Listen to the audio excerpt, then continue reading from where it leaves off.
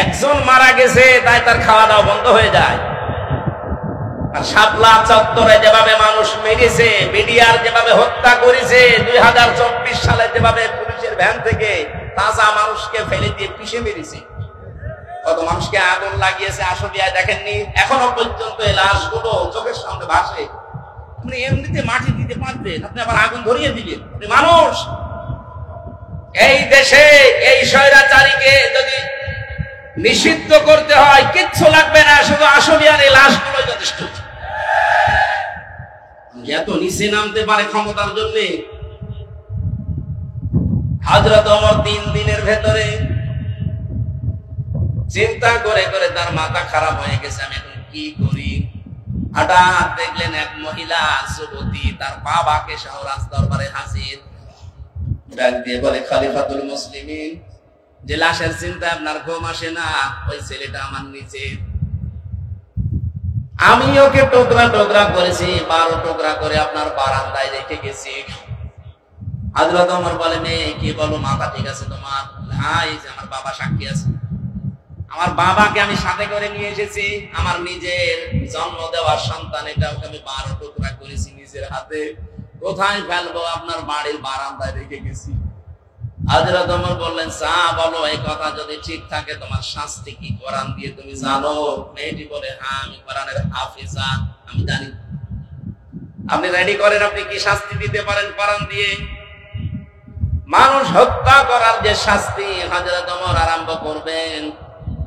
হঠাৎ করে 4 জন যুবক রাজ দরবারে এসে বলে, খলিফাতুল মুসলিমিন, বিচারটা একটু লেট করেন, যেই কারণে আপনি এই মেয়েটাকে শাস্তি দিতে চান হত্যার, তো মেয়েটার কোনো দোষ নেই, দোষ আমাদের 4 জনের। এই মেয়েটা তার বাবাকে নিয়ে পাহাড়ি এলাকায়, জঙ্গলি এলাকায় থাকতো, বসবাস করতো। ওখানে আমরা শিকারে গিয়েছিলাম, যাবার পরে এই মেয়েটার রূপ সৌন্দর্য দেখে শেষ পর্যন্ত যৌবনের তাড়নায়, শয়তানের ধোঁকায়, নফসের ধোঁকায় পড়ে আমরা বাবাকে বেঁধে রেখে তার সম্ভ্রম নষ্ট করেছি। এরপরে সে গর্ভবতী, এই কারণে সন্তান, এটার কারণে আপনি এই মনে করছিলেন, শাস্তি যদি দিতে হয় আমাদের দেন। হযরত ওমর ওদেরকে জিজ্ঞাসা করলেন, 3টা দিন পার হয়ে গেল, তোমরা আসলে না কেন? আগে থেকে যদি আসলে তাহলে আমার খাওয়া দাওয়া বন্ধ হয় না, আগেই বিচার করে দিতাম। ছেলেগুলো বলে, খলিফা আমি আসি নাই আমরা এই জন্য, মনে করেছিলাম যা করলাম কেউ সাক্ষী তো নেই, ধরা যদি না পড়ি বেঁচে যাব। কিন্তু কোরআনে কারিম আমাদেরকে বাঁচতে দিল না। বারবার কোরআন আমাদের সামনে এসে এই কথা আমাদেরকে যেন আহ্বান জানায়, দুনিয়াতে যে গুনাহ করলে এটার যদি শাস্তি দুনিয়ায় না হয়, মরণের পরে কিন্তু আল্লাহ ডবল করে বিচার করবে। মুসলমানের এখানে একটা কথা বলে রাখি, কোন অপরাধের শাস্তি যদি আপনি দুনিয়ায় না পান, ওই অপরাধের বিচার যদি আল্লাহ কিয়ামতে যেদিন করবে, ডবল করে করবে। কথা বুঝতেছেন? 3টা পাপের শাস্তি আল্লাহ ডবল দেবেন। সূরা ফুরকান 19 নম্বর পারার 4 নম্বর পৃষ্ঠার 13 নম্বর লাইনে আছে, 69 নম্বর আয়াত, والذين لا يدعون مع الله إلها آخر ولا يقتلون النفس التي حرم الله إلا بالحق ولا يزنون إلى آخر الآيات। এই দুনিয়াতে আল্লাহকে ডাকে, তার পাশাপাশি যারা অন্যকে ডাকে তাদের শাস্তি হবে মরণের পরে ডবল। আল্লাযীনা লা ইয়াদউনা মা'আল্লাহি ইলাহান আখার, এই যে মা মানে সঙ্গে, সাথে, আল্লাহকে ডাকে কিন্তু তার সাথে অন্য কাউকে ডাকে। আর এইটাই বাংলাদেশে চালু করার জন্য 15.5 বছর অনেক কুকুরি পড়ে লেগেছিল। আপনি আল্লাহকে ডাকেন, পাশাপাশি আমার বাবাকেও ডাকেন, এই জন্য মোড়ে মোড়ে বাবা, কথা বলে না কেন? এমন কোন জায়গা ছিল যে বাবা নেই? মাথার উপরে বাবা, টয়লেটেও বাবা। আমি তো অনেক টয়লেটে যেয়ে দেখেছি, বঙ্গবন্ধু টয়লেট, কি গো? আর কোন জায়গা বাকি ছিল? টাকার ভেতরে দিয়ে রেখেছেন, বাজার করতে গেলে ওইদিকে তাকিয়ে মনে হচ্ছে না একজন আছে, মাথার উপরে রেখে দিয়েছেন।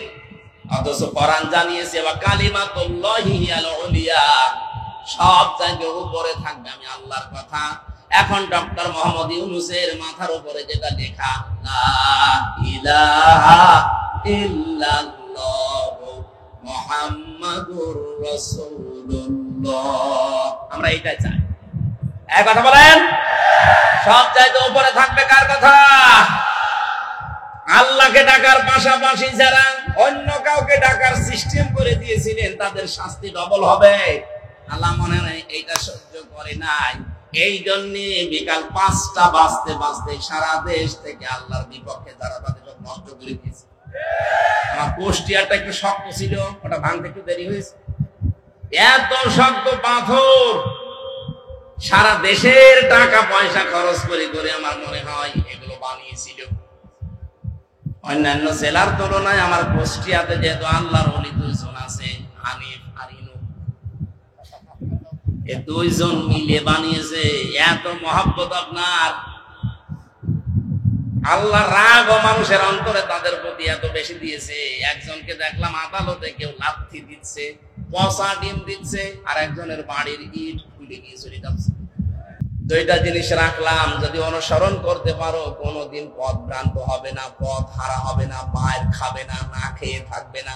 এই তাওবিল্ল শব্দের 99টা অর্থ আছে। কোনদিন আপনি না খেয়ে থাকবেন না, কারণ জমিন আল্লাহ আমাদেরকে ওয়ারিশ বানিয়েছে।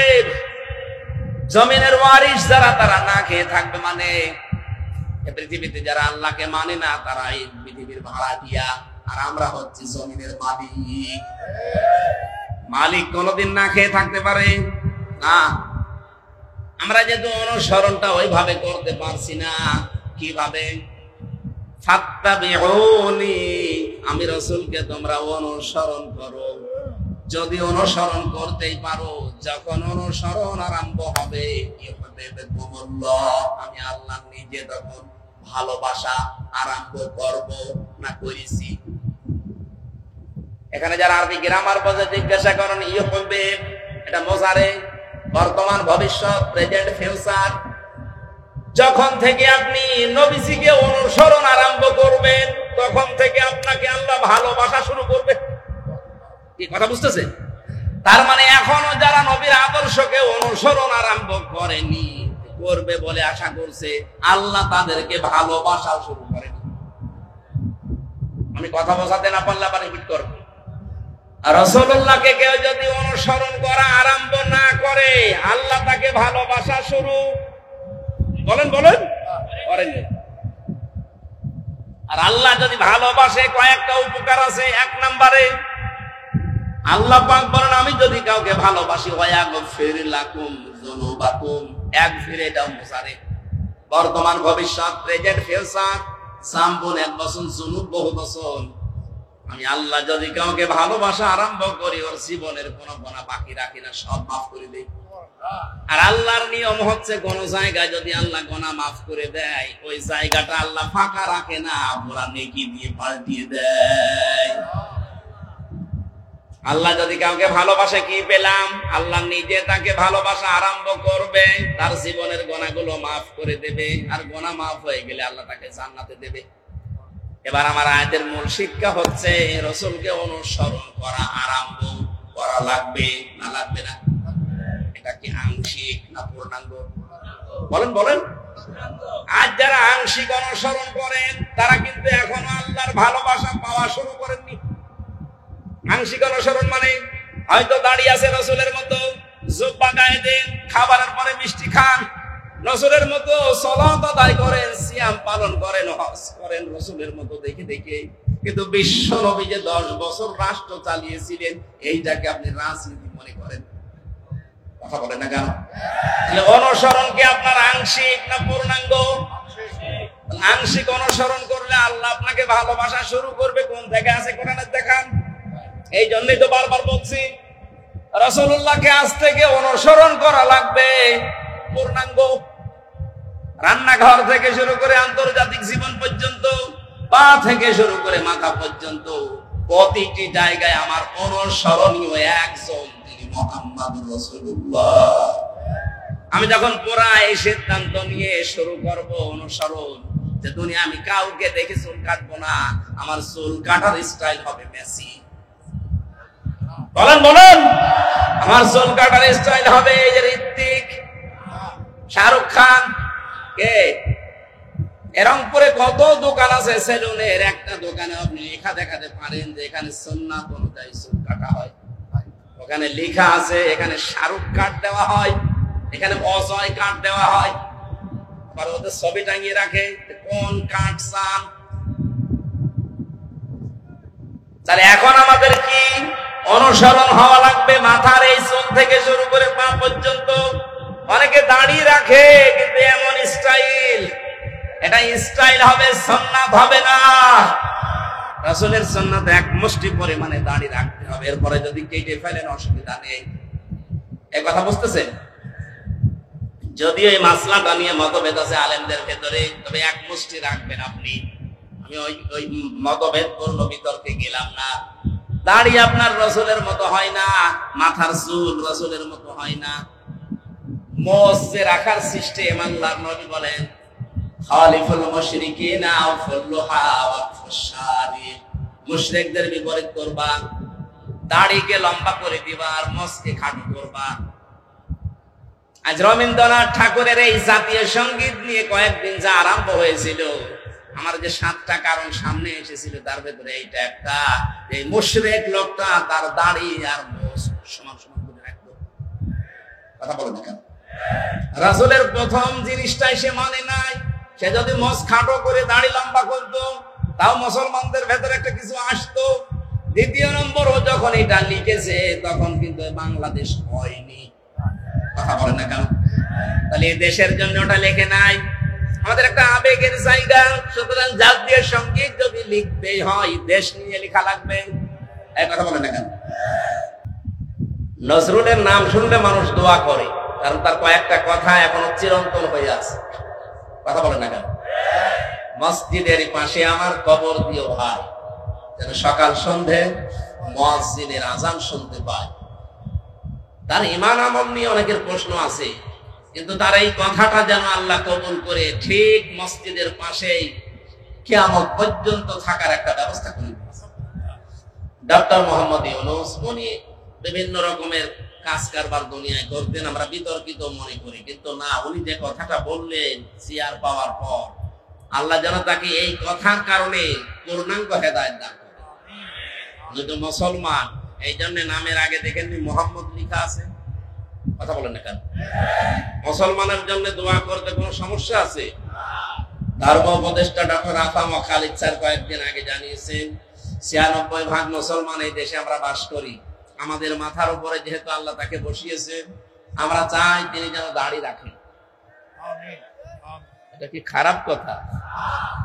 একটা ভালো কথা বলেছে না? আমরা ১৬ কোটি মানুষ, ১৮ কোটি মানুষ দোয়া করছে আল্লাহ যেন তাকে সত্যি এই তাওফীক দান করে। নবীজি জানিয়েছেন ১৫০০ বছর আগে ওই জাতি কখনো উন্নয়ন লাভ করতে পারে না সেই জাতি তাদের শাসনভার কোন নারীর হাতে তুলে দেয়।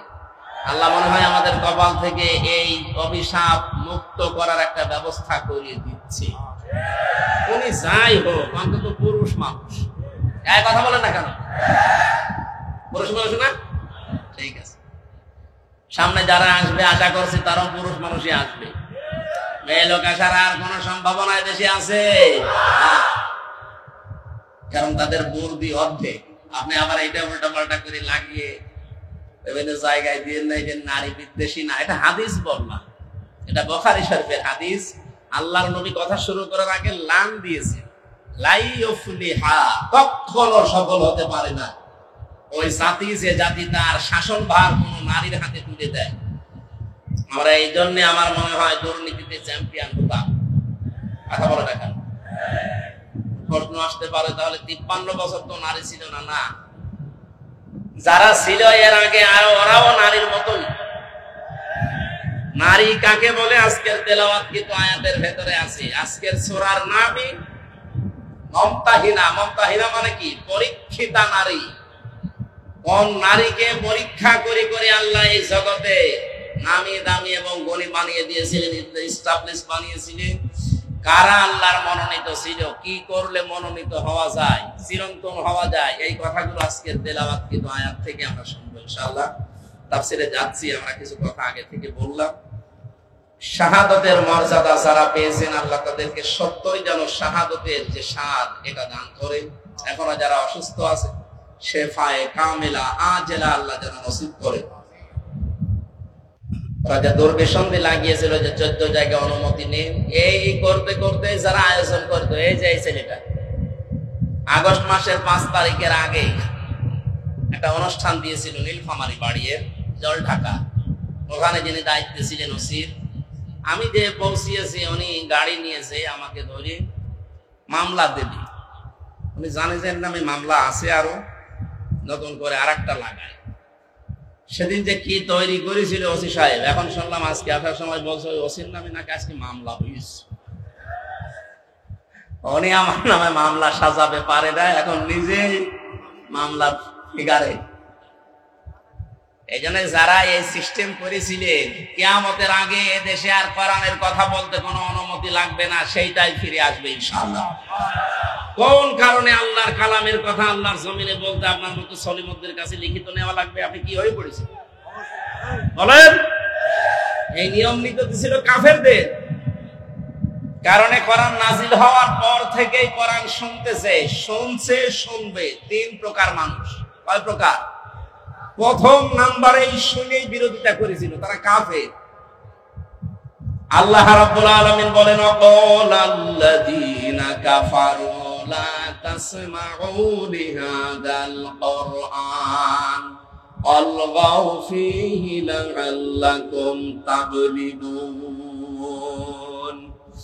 সূরা হামিম সাজদা 24 নম্বর পারা, 18 নম্বর পৃষ্ঠা, 9 নম্বর লাইনে 26 নম্বর আয়াত। এটা তাফসীরে ফি জিলালিল কোরআনে আছে। দলিলগুলো তাফসীর আকারে লম্বা করে বলছি না, শুধু শর্টকাটে কিছু বিষয় জানানোর জন্য আমি বলছি। আল্লাহ পাক বলেন 1500 বছর আগে কাফেররা সিদ্ধান্ত নিয়েছিল সব চলতে দাও, কোনো বাধা দিও না, কিন্তু মুহাম্মদের কোরআন যেন চলে না।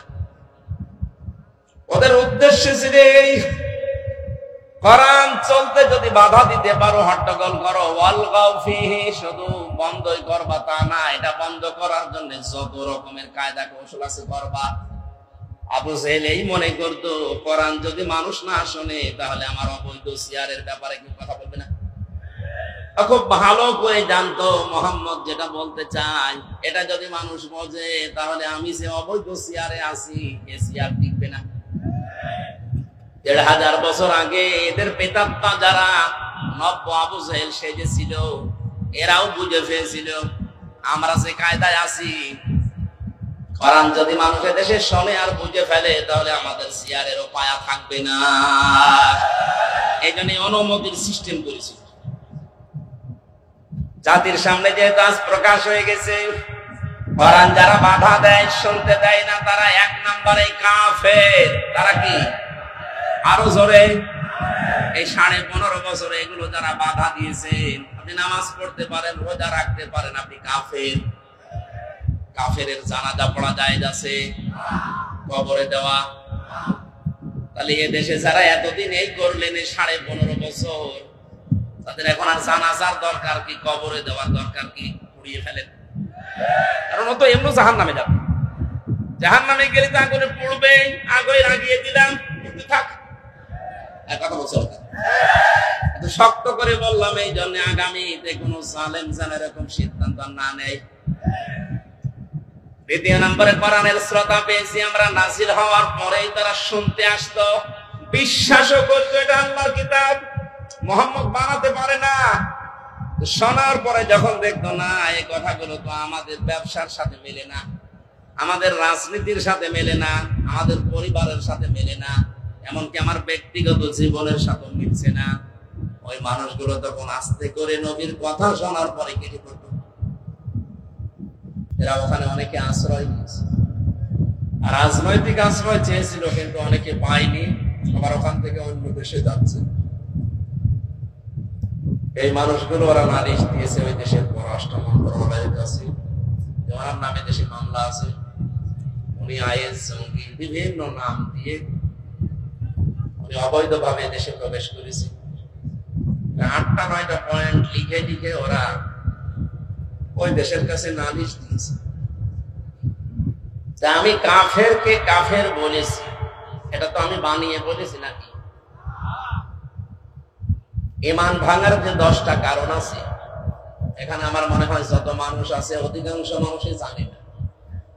নামাজ পড়ে যারা, সালাত আদায় করার আগে সবচেয়ে গুরুত্বপূর্ণ কাজ হচ্ছে ইয়া আইয়ুহাল্লাযীনা আমানু ইযা কুমতুম ইলা সলাতি ফাগসিলু ওয়ুজুহাকুম ওয়া আইদিয়াকুম ইলাল মারাফিকি ওয়ামসাহু বিরুউসিকুম ওয়া আরজুলাকুম ইলাল কাবাইন।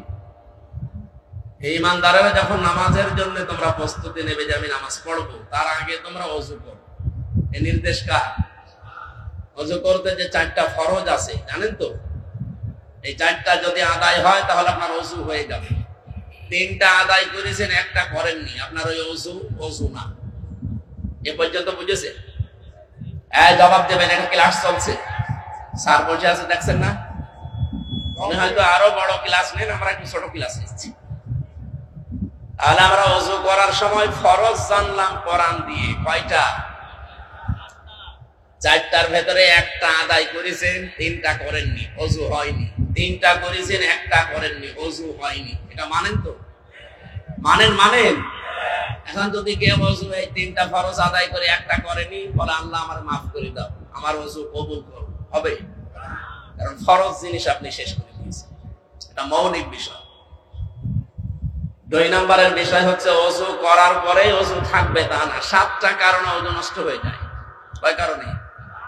6টা ঠিক আছে, 1টা হঠাৎ করে মনে করেন বাতাস বের হওয়া, এটা বের হয়ে গেল, আপনার ওযু থাকবে? আপনি এই ওযু দিয়ে যদি নামাজ পড়েন, নামাজ পড়া আর না পড়া সমান। কারণ ওই ভাঙ্গা ওযু দিয়ে নামাজ ভেঙে যায়, নামাজে দাঁড়িয়েই কবুল হবে তা না। নামাজ ভেঙে যায় 19টা কারণে। কয়টা? 18টা পালন করলেন, 1টা করেননি, নামাজ হবে? তাহলে নামাজ পড়েও যান, না পড়েও। হজ ভেঙে যায় 5টা কারণে, রোজা ভেঙে যায় 2টা কারণে। এরকম প্রত্যেকটা ফরজ বিধান নষ্ট হয়ে যাওয়ার পেছনে কিছু না কিছু কারণ আছে। কথা বুঝতেছেন? আমরা যে জান্নাতে যাব, যেটার বিনিময়ে বদৌলতে, তার নাম ঈমান। তার নাম কি? ঈমানও ভেঙে যায় 10টা কারণে। এর 9 নাম্বার কারণ এইটা। কোন ব্যক্তি যদি কাফের হয়, কেউ যদি তাকে কাফের মনে না করে, সেও কাফের। কাফের আল্লাহ ঘোষণা দিয়েছে, যারা তাকে অস্বীকার করে, বিশ্বাস করে না, তারা কি? বাংলায় অস্বীকারী, অবিশ্বাসী, আর আরবিতে বলা হয় কাফের। এখন এই শব্দটা বলার কারণে ওদের নাকি রাগ হয়েছে, যে ওরা বাংলাদেশের পররাষ্ট্র মন্ত্রণালয় যিনি আছে, ওখানে রাষ্ট্রদূত আছে যারা, তাদের কাছে নালিশ দিয়েছে, আপনার দেশের এই মানুষ আমাদেরকে কাফের বলে গালি দিয়েছে। কাফের কি একটা গালি নাকি? এই যে কিছু মানুষ নালিশ দিয়েছে, যারা পালিয়ে গেছে, ওরা তো মনে করছে না কাফের একটা গালি মনে হয়, হুজুর আমাদের গালি দিয়ে গেল। আমি তো এই পয়েন্টগুলো 10টা বলেছিলাম, যে নামাজ ভেঙে যায়, ওযু ভেঙে যায়, রোজা ভেঙে যায়, ঈমানও ভেঙে যায়। তার ভেতরে 9 নাম্বার এইটা। কেউ যদি কাফের হয়, তাকে আপনাকে কাফের মনে করা লাগবে। আপনি যদি তাকে ঈমানদার মনে করেন, আপনারও ঈমানের সমস্যা হবে।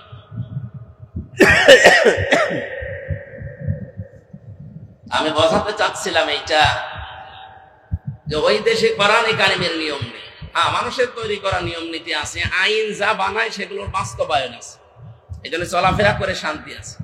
মানুষের উপর যে অবিচার হয় না, না, এটা বানানো কথা। অবিচার সেখানে হয়, যেহেতু আল্লাহর বিধান নেই। 100% অবিচার মুক্ত যদি করতে হয়, তাহলে একমাত্র কোরআন ছাড়া কোনো গতি নেই। হাকামা বিহি আদালা, নবীজি বলেন, যদি ন্যায় বিচার দেখতে চাও 100%, তাহলে কোরআনের বিধান প্রতিষ্ঠা করো। এছাড়া আপনি 100% ন্যায় বিচার পৃথিবীর কোথাও পাবেন না যেখানে কোরআন নেই। সুতরাং আমরা এই দ্বিতীয় স্বাধীনতায় যে মানুষগুলো জীবন দিয়ে গেল, প্রায় 1700 মানুষ জীবন দিয়েছে, সরকারি জরিপ তাও 2700-র উপরে এখনো হাসপাতালের বেডে কাতরাচ্ছে।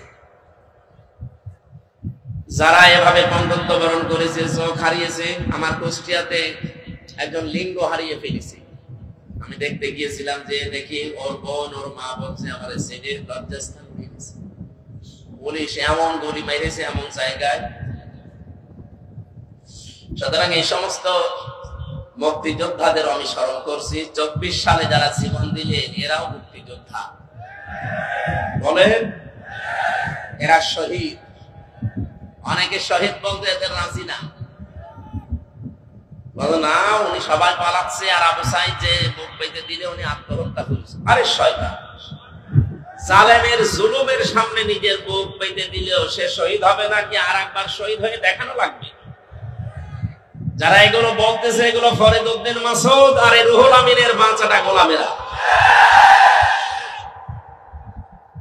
এদেরকেও মানুষ বলে আলেম। কিসের আলেম? কোরআনে কারিমে কি পড়ে আলেম হয়েছেন আপনি? আল্লাহ নিষেধ করেছেন মুখের উপরে নোটিশ দিয়ে, আলা তাকুলু লিমা ইয়াকতালু ফি সাবিলিল্লাহি আমওয়াত। সূরা বাকারার 154 নম্বর আয়াতের প্রথম অংশে আছে। আল্লাহ বলেন মুখে কথা বলবি না, এই কথা যে শহীদ যারা তারা মারা গেছে না, কখনো এরা মরে না। ওয়ালা হায়াউন, এরা জীবিত। ওয়ালাকিল্লা তাশউরুন, কিন্তু তোরা টের পাস না। মানুষ যেহেতু মুখের পরে অন্তরে হৃদয়ে একটা ধারণা করতে পারে, আল্লাহ অন্তরের উপরে হৃদয়ের উপরে নোটিশ জারি করে দিয়েছেন, ওয়ালা তাহসাবান্নাল্লাযীনা কুতিলু ফি সাবিলিল্লাহি আমওয়াতা বাল আহইয়াউন ইনদা রাব্বিহিম ইরযাকুন। সূরা আলে ইমরানের 169 নম্বর আয়াত।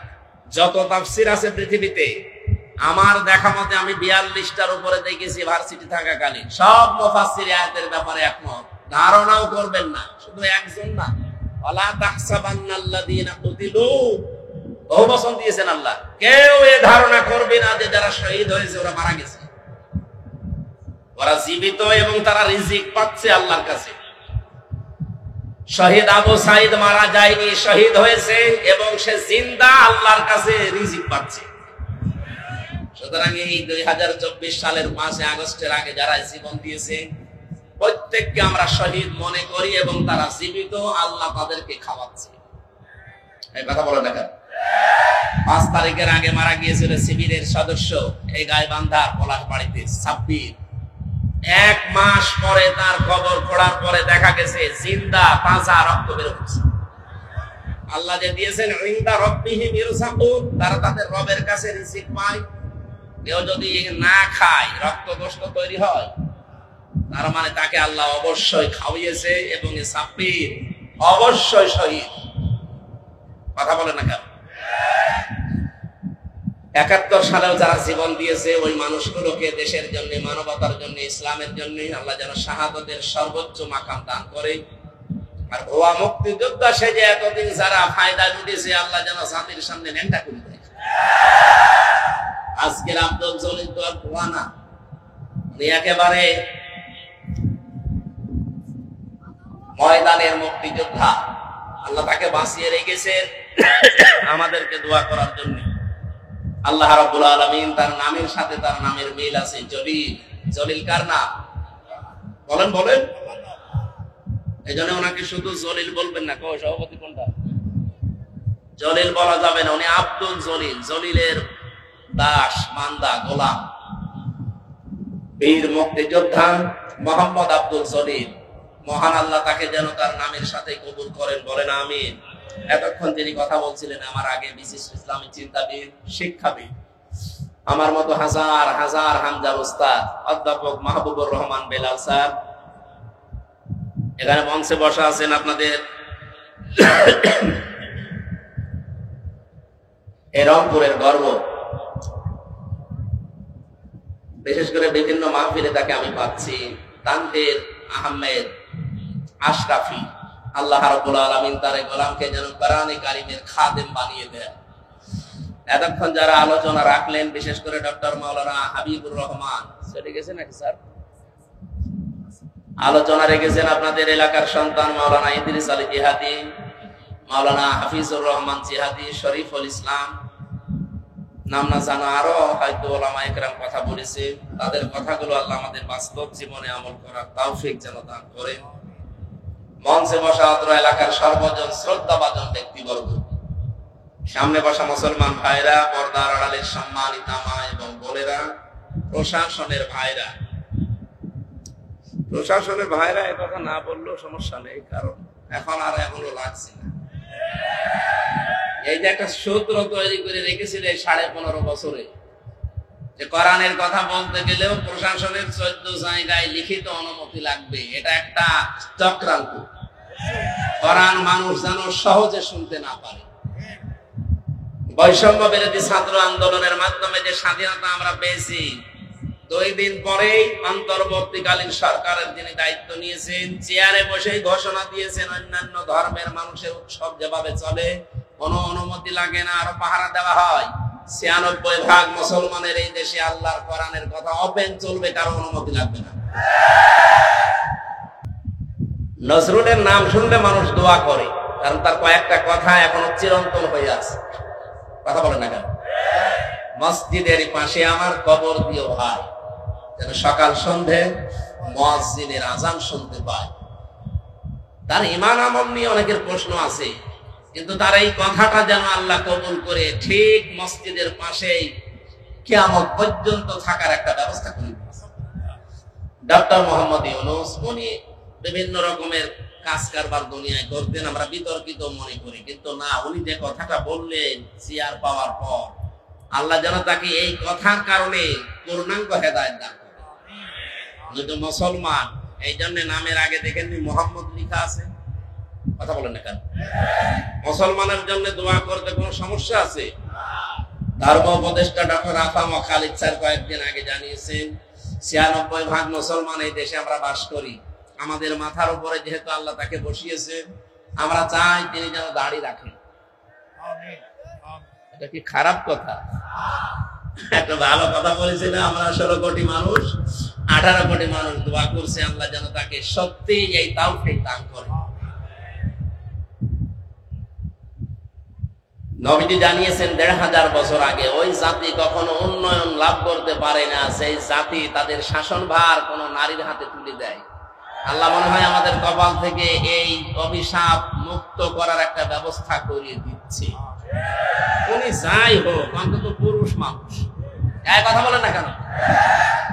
পুরুষ মানুষ না? ঠিক আছে, সামনে যারা আসবে আশা করছি তারাও পুরুষ মানুষই আসবে। মেয়ে লোক আসার আর কোন সম্ভাবনা দেশে আছে? কারণ তাদের বুদ্ধি অর্ধেক। আপনি আবার এটা উল্টা পাল্টা করে লাগিয়ে বিভিন্ন জায়গায় দিয়ে নাই যে নারী বিদ্বেষী না, এটা হাদিস বললাম, এটা বুখারী শরীফের হাদিস। আল্লাহর নবী কথা শুরু করার আগে লান দিয়েছে, লাই ইউফলিহা, কখনো সফল হতে পারে না ওই জাতি যে জাতি তার শাসনভার কোন নারীর হাতে তুলে দেয়। আমরা এই জন্য আমার মনে হয় দুর্নীতিতে চ্যাম্পিয়ন হতাম। কথা বলে না কেন? প্রশ্ন আসতে পারে তাহলে 53 বছর তো নারী ছিল না? না, যারা ছিল এর আগে ওরাও নারীর মতন। নারী কাকে বলে আজকের তেলাওয়াত কিন্তু আয়াতের ভেতরে আছে। আজকের সূরার নামই মমতাহিনা। মমতাহিনা মানে কি? পরীক্ষিতা নারী। কোন নারীকে পরীক্ষা করে করে আল্লাহ এই জগতে নামি দামি এবং গনি বানিয়ে দিয়েছিলেন, এস্টাবলিশ বানিয়েছিলেন। কারা আল্লাহর মনোনীত ছিল, কি করলে মনোনীত হওয়া যায়, চিরন্তন হওয়া যায়, এই কথাগুলো আজকের তেলাওয়াত কিন্তু আয়াত থেকে আমরা শুনবো ইনশাআল্লাহ। তাফসীরে যাচ্ছি, আমরা কিছু কথা আগে থেকে বললাম। শাহাদাতের মর্যাদা যারা পেয়েছেন আল্লাহ তাদেরকে সত্যই যেন শাহাদাতের যে স্বাদ এটা দান করে। এখনো যারা অসুস্থ আছে শেফায়ে কামিলা আজেলা আল্লাহ যেন নসিব করে। রাজা দুর্বিসন্ধি লাগিয়েছিল যে 14 জায়গায় অনুমতি নেই, এই করতে করতে যারা আয়োজন করতো, এই যে এই ছেলেটা আগস্ট মাসের 5 তারিখের আগে একটা অনুষ্ঠান দিয়েছিল নীলফামারী বাড়ির জল ঢাকা। ওখানে যিনি দায়িত্বে ছিলেন ওসির, আমি যে পৌঁছিয়েছি উনি গাড়ি নিয়েছে আমাকে ধরে মামলা দেবে। উনি জানে যে নামে মামলা আছে, আরো নতুন করে আরেকটা লাগায়। সেদিন যে কি তৈরি করেছিল ওসি সাহেব, এখন শুনলাম আজকে আসার সময় বলছে ওই ওসির নামে নাকি আজকে মামলা হয়েছে। উনি আমার নামে মামলা সাজাবে পারে না, এখন নিজেই মামলার ফিগারে। এই জন্য যারা এই সিস্টেম করেছিলেন কিয়ামতের আগে দেশে আর কোরআনের কথা বলতে কোনো অনুমতি লাগবে না, সেইটাই ফিরে আসবে ইনশাআল্লাহ। কোন কারণে আল্লাহর কালামের কথা আল্লাহর জমিনে বলতে আপনার মতো সলিমুদ্দের কাছে লিখিত নেওয়া লাগবে? আপনি কি হয়ে পড়েছেন বলেন? এই নিয়ম নীতি ছিল কাফেরদের কারণে। কোরআন নাজিল হওয়ার পর থেকেই কোরআন শুনবে 3 প্রকার মানুষ। কয় প্রকার? প্রথম নাম্বারে শুনেই বিরোধিতা করেছিল, তারা কাফের। আল্লাহ রাব্বুল আলামিন বলেন, ওয়ালাল্লাযীনা কাফারু লা তাসমাউ লিহাযাল কুরআন আলগাউ ফীহি লাআল্লাকুম তাগলিবুন। সূরা হামিম সাজদা 24 নম্বর পারা 18 নম্বর পৃষ্ঠা 9 নম্বর লাইনে 26 নম্বর আয়াত। এটা তাফসীরে ফি জিলালিল কোরআনে আছে। দলিলগুলো তাফসীর আকারে লম্বা করে বলছি না, শুধু শর্টকাটে কিছু বিষয় জানানোর জন্য আমি বলছি। আল্লাহ পাক বলেন 1500 বছর আগে কাফেররা সিদ্ধান্ত নিয়েছিল সব চলতে দাও, কোনো বাধা দিও না, কিন্তু মুহাম্মদের কোরআন যেন চলে না। ওদের উদ্দেশ্য ছিল এই, কোরআন চলতে যদি বাধা দিতে পারো, হট্টগোল করো, ওয়ালগাউ ফীহি, শুধু বন্ধই করবা তা না, এটা বন্ধ করার জন্য যত রকমের কায়দা কৌশল আছে করবা। আবু জেহেল এই মনে করতো কোরআন যদি মানুষ না শোনে তাহলে আমার অবৈধ সিয়ারের ব্যাপারে কি কথা বলবে না। খুব ভালো করে জানতো মুহাম্মদ যেটা বলতে চায় এটা যদি মানুষ বোঝে তাহলে আমি যে অবৈধ সিয়ারে আছি এ সিয়ার টিকবে না। 1500 বছর আগে এদের পেতাত্তা যারা নব্য আবু জেহেল সেজেছিল, এরাও বুঝে ফেলেছিল আমরা যে কায়দায় আছি, কোরআন যদি মানুষের দেশে শোনে আর বুঝে ফেলে তাহলে আমাদের সিয়ারেরও পায়া থাকবে না। এই জন্য অনুমতির সিস্টেম করেছিল। জাতির সামনে যেহেতু আজ প্রকাশ হয়ে গেছে, কোরআন যারা বাধা দেয়, শুনতে দেয় না, তারা 1 নম্বরে কাফের। তারা কি? আরো জোরে। এই 15.5 বছরে এগুলো যারা বাধা দিয়েছেন, আপনি নামাজ পড়তে পারেন, রোজা রাখতে পারেন, আপনি কাফের। কাফেরের জানাজা পড়া জায়েজ আছে, কবরে দেওয়া। তাহলে এ দেশে যারা এতদিন এই করলেন 15.5 বছর, তাদের এখন আর জানাজার দরকার কি, কবরে দেওয়ার দরকার কি? পুড়িয়ে ফেলেন। কারণ ও তো এমনি জাহান্নামে যাবে। জাহান্নামে গেলে তো আগুনে পুড়বে, আগুনে লাগিয়ে দিলাম, কিন্তু থাক। কথা বলছো এত শক্ত করে বললাম এই জন্য আগামীতে কোন জালেম যেন এরকম সিদ্ধান্ত না নেয়।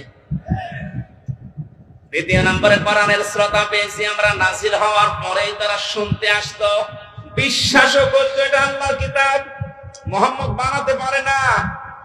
শোনার পরে যখন দেখতো না এই কথাগুলো তো আমাদের ব্যবসার সাথে মেলে না, আমাদের রাজনীতির সাথে মেলে না, আমাদের পরিবারের সাথে মেলে না, এমনকি আমার ব্যক্তিগত জীবনের সাথে মিলছে না, ওই মানুষগুলো তখন আস্তে করে নবীর কথা শোনার পরে কেটে পড়তো। সূরা নিসা 5 নম্বর পারা 7 নম্বর পৃষ্ঠা 1 নম্বর লাইনের 61 নম্বর আয়াতে আল্লাহ বলেন, ওয়াইদা কিলা লাহুম তাআলাউ ইলা মা আনজালাল্লাহু ওয়া ইলার রাসূল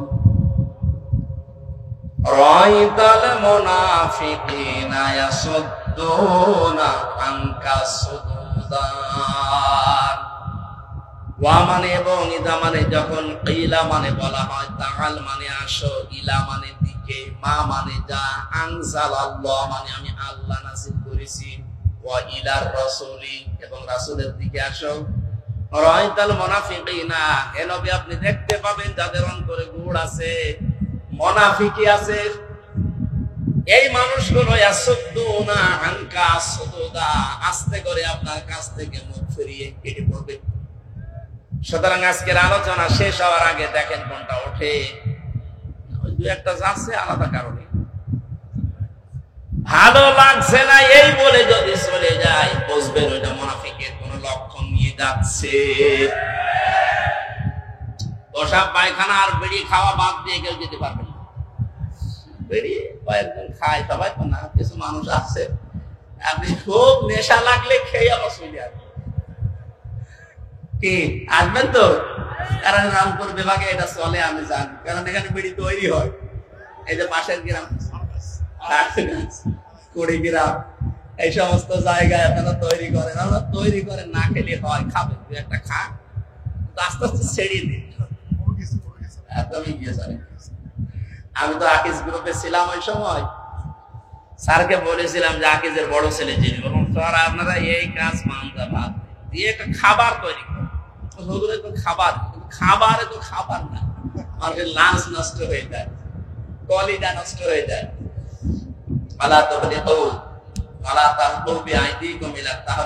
নিজেদেরকে নিজেরা ধ্বংস করে ফেলো না, বিড়ি দ্বারা খা আপনার লাঞ্চ নষ্ট হয়ে যায়। এই লাঞ্চ তো আর আপনার নিজের না, এটা একটা আমানত। এটা কে দিয়েছে বলেন তো? সুতরাং নিজেরা নিজেকে নষ্ট করবেন না। 22 কোটি টাকা না কত কোটি টাকা একটা রিপোর্ট পেয়েছিলাম যে মানুষ ধোয়া দিয়ে শুধু উড়িয়ে দেয়।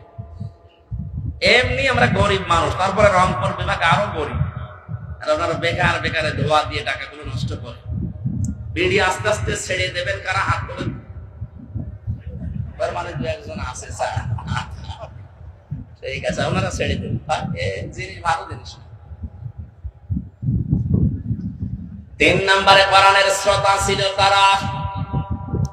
আল্লাহ রাব্বুল আলামিন তাদের পরিচয় দিচ্ছেন, দেখেন তো আপনি মেলাতে পারেন কিনা। ইন্নামাল মুমিনুনা আল্লাযীনা ইযা যুকিরাল্লাহু ওয়াজিলাত কুলুবুহুম ওয়া ইযা তুলিয়াত আলাইহিম আয়াতুহু যাদাতুহুম ঈমান আলা রাব্বিহিম ইয়াতাওয়াক্কালুন। সূরা আনফালের 2 নম্বর আয়াতে আল্লাহ জানিয়েছেন, আমার দৃষ্টিতে মুমিন তো তারা, আমার দৃষ্টিতে মুমিন তো তারা যাদের সামনে আমার নাম উচ্চারণ করলে তাদের অন্তরাত্মা কেঁপে ওঠে। তেলাওয়াত যদি হয় তাদের সামনে, আমার আয়াতগুলো শোনার পরে বোঝার পরে তাদের ঈমান যা ছিল বেড়ে যায়।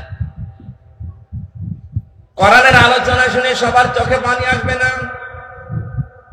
وَإِذَا سَمِعُوا مَا أُنزِلَ إِلَى الرَّسُولِ تَرَى أَعْيُنَهُمْ تَفِيضُ مِنَ الدَّمْعِ مِمَّا عَرَفُوا مِنَ الْحَقِّ।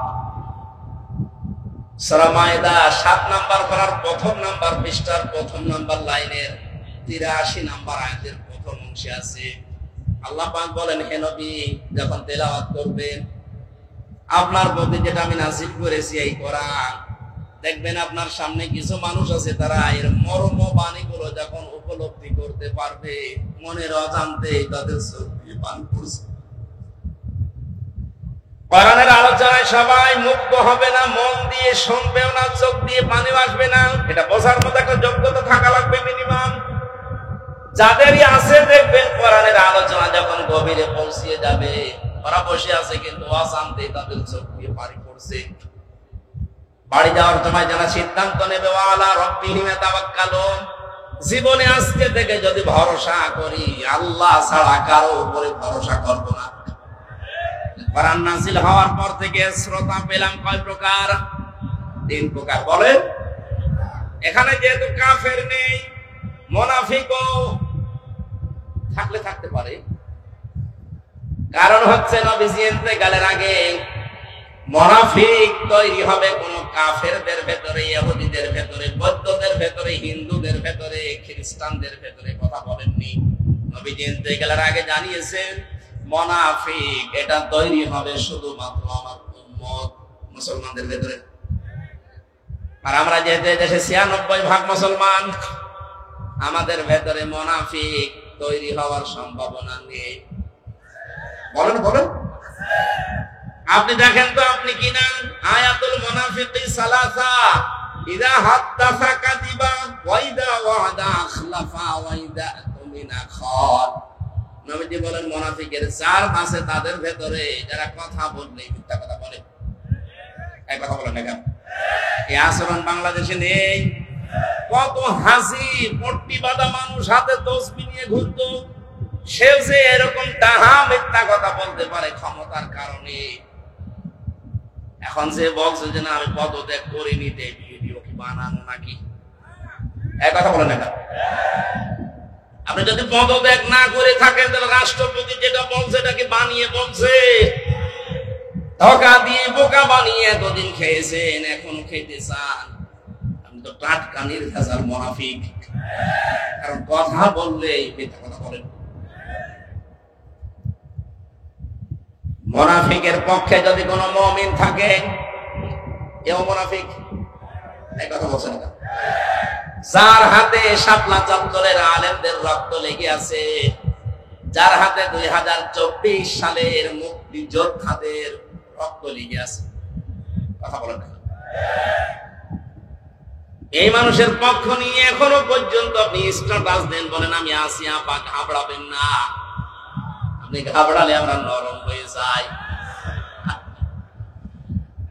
আমি তার শয়তান দেখিনি, পরে ভিডিও দেখি আমার মনে হলো শয়তান যদি দেখতাম এইরকমই টাটকা নির্ভেজাল শয়তান, বাড়ি গোপালগঞ্জ ধরা পড়েছে কয়েকদিন আগে।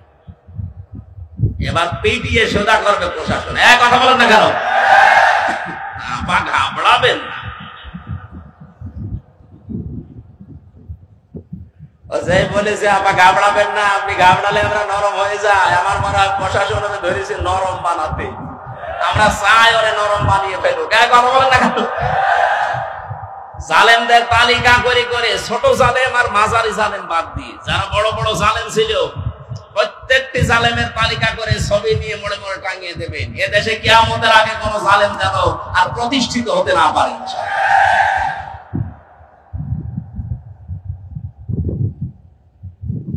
তিন প্রকার যে শ্রোতার কথা বলছিলাম, কাফের নেই আমরা বুঝলাম, কিন্তু মুনাফিক যেহেতু এটা তৈরি হওয়ার সম্ভাবনা এখানে আছে, আমরা যেন মুক্ত হতে পারি এই জন্য হাদিসটা বললাম।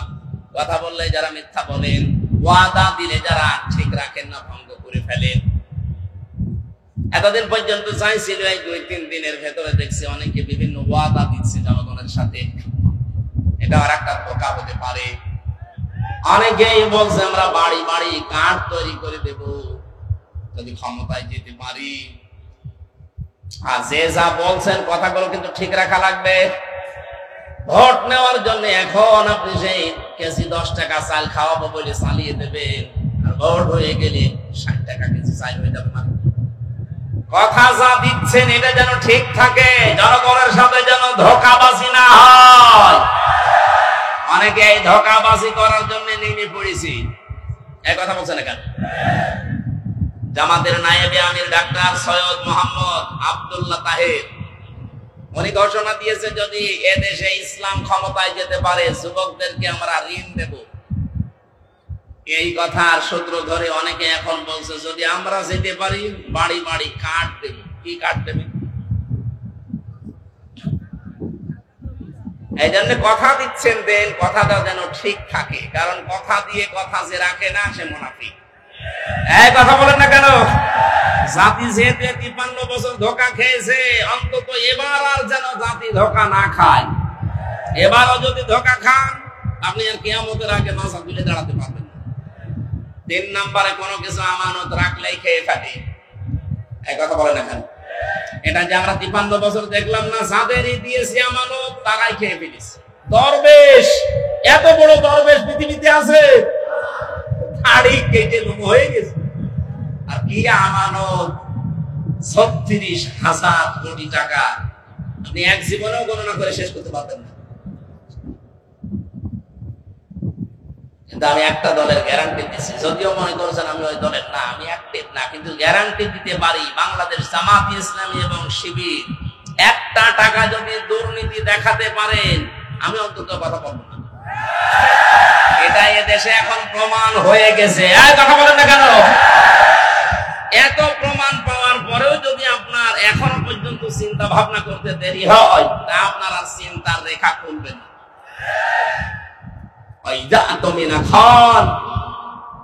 আমানত রাখলে যারা খেয়ানত করে ফেলে, এরা যে খেয়ানত করবে না তার বাস্তব প্রমাণ অলরেডি দেখিয়ে দিয়েছে। আশা করছি আপনি ভরসা রাখতে পারেন।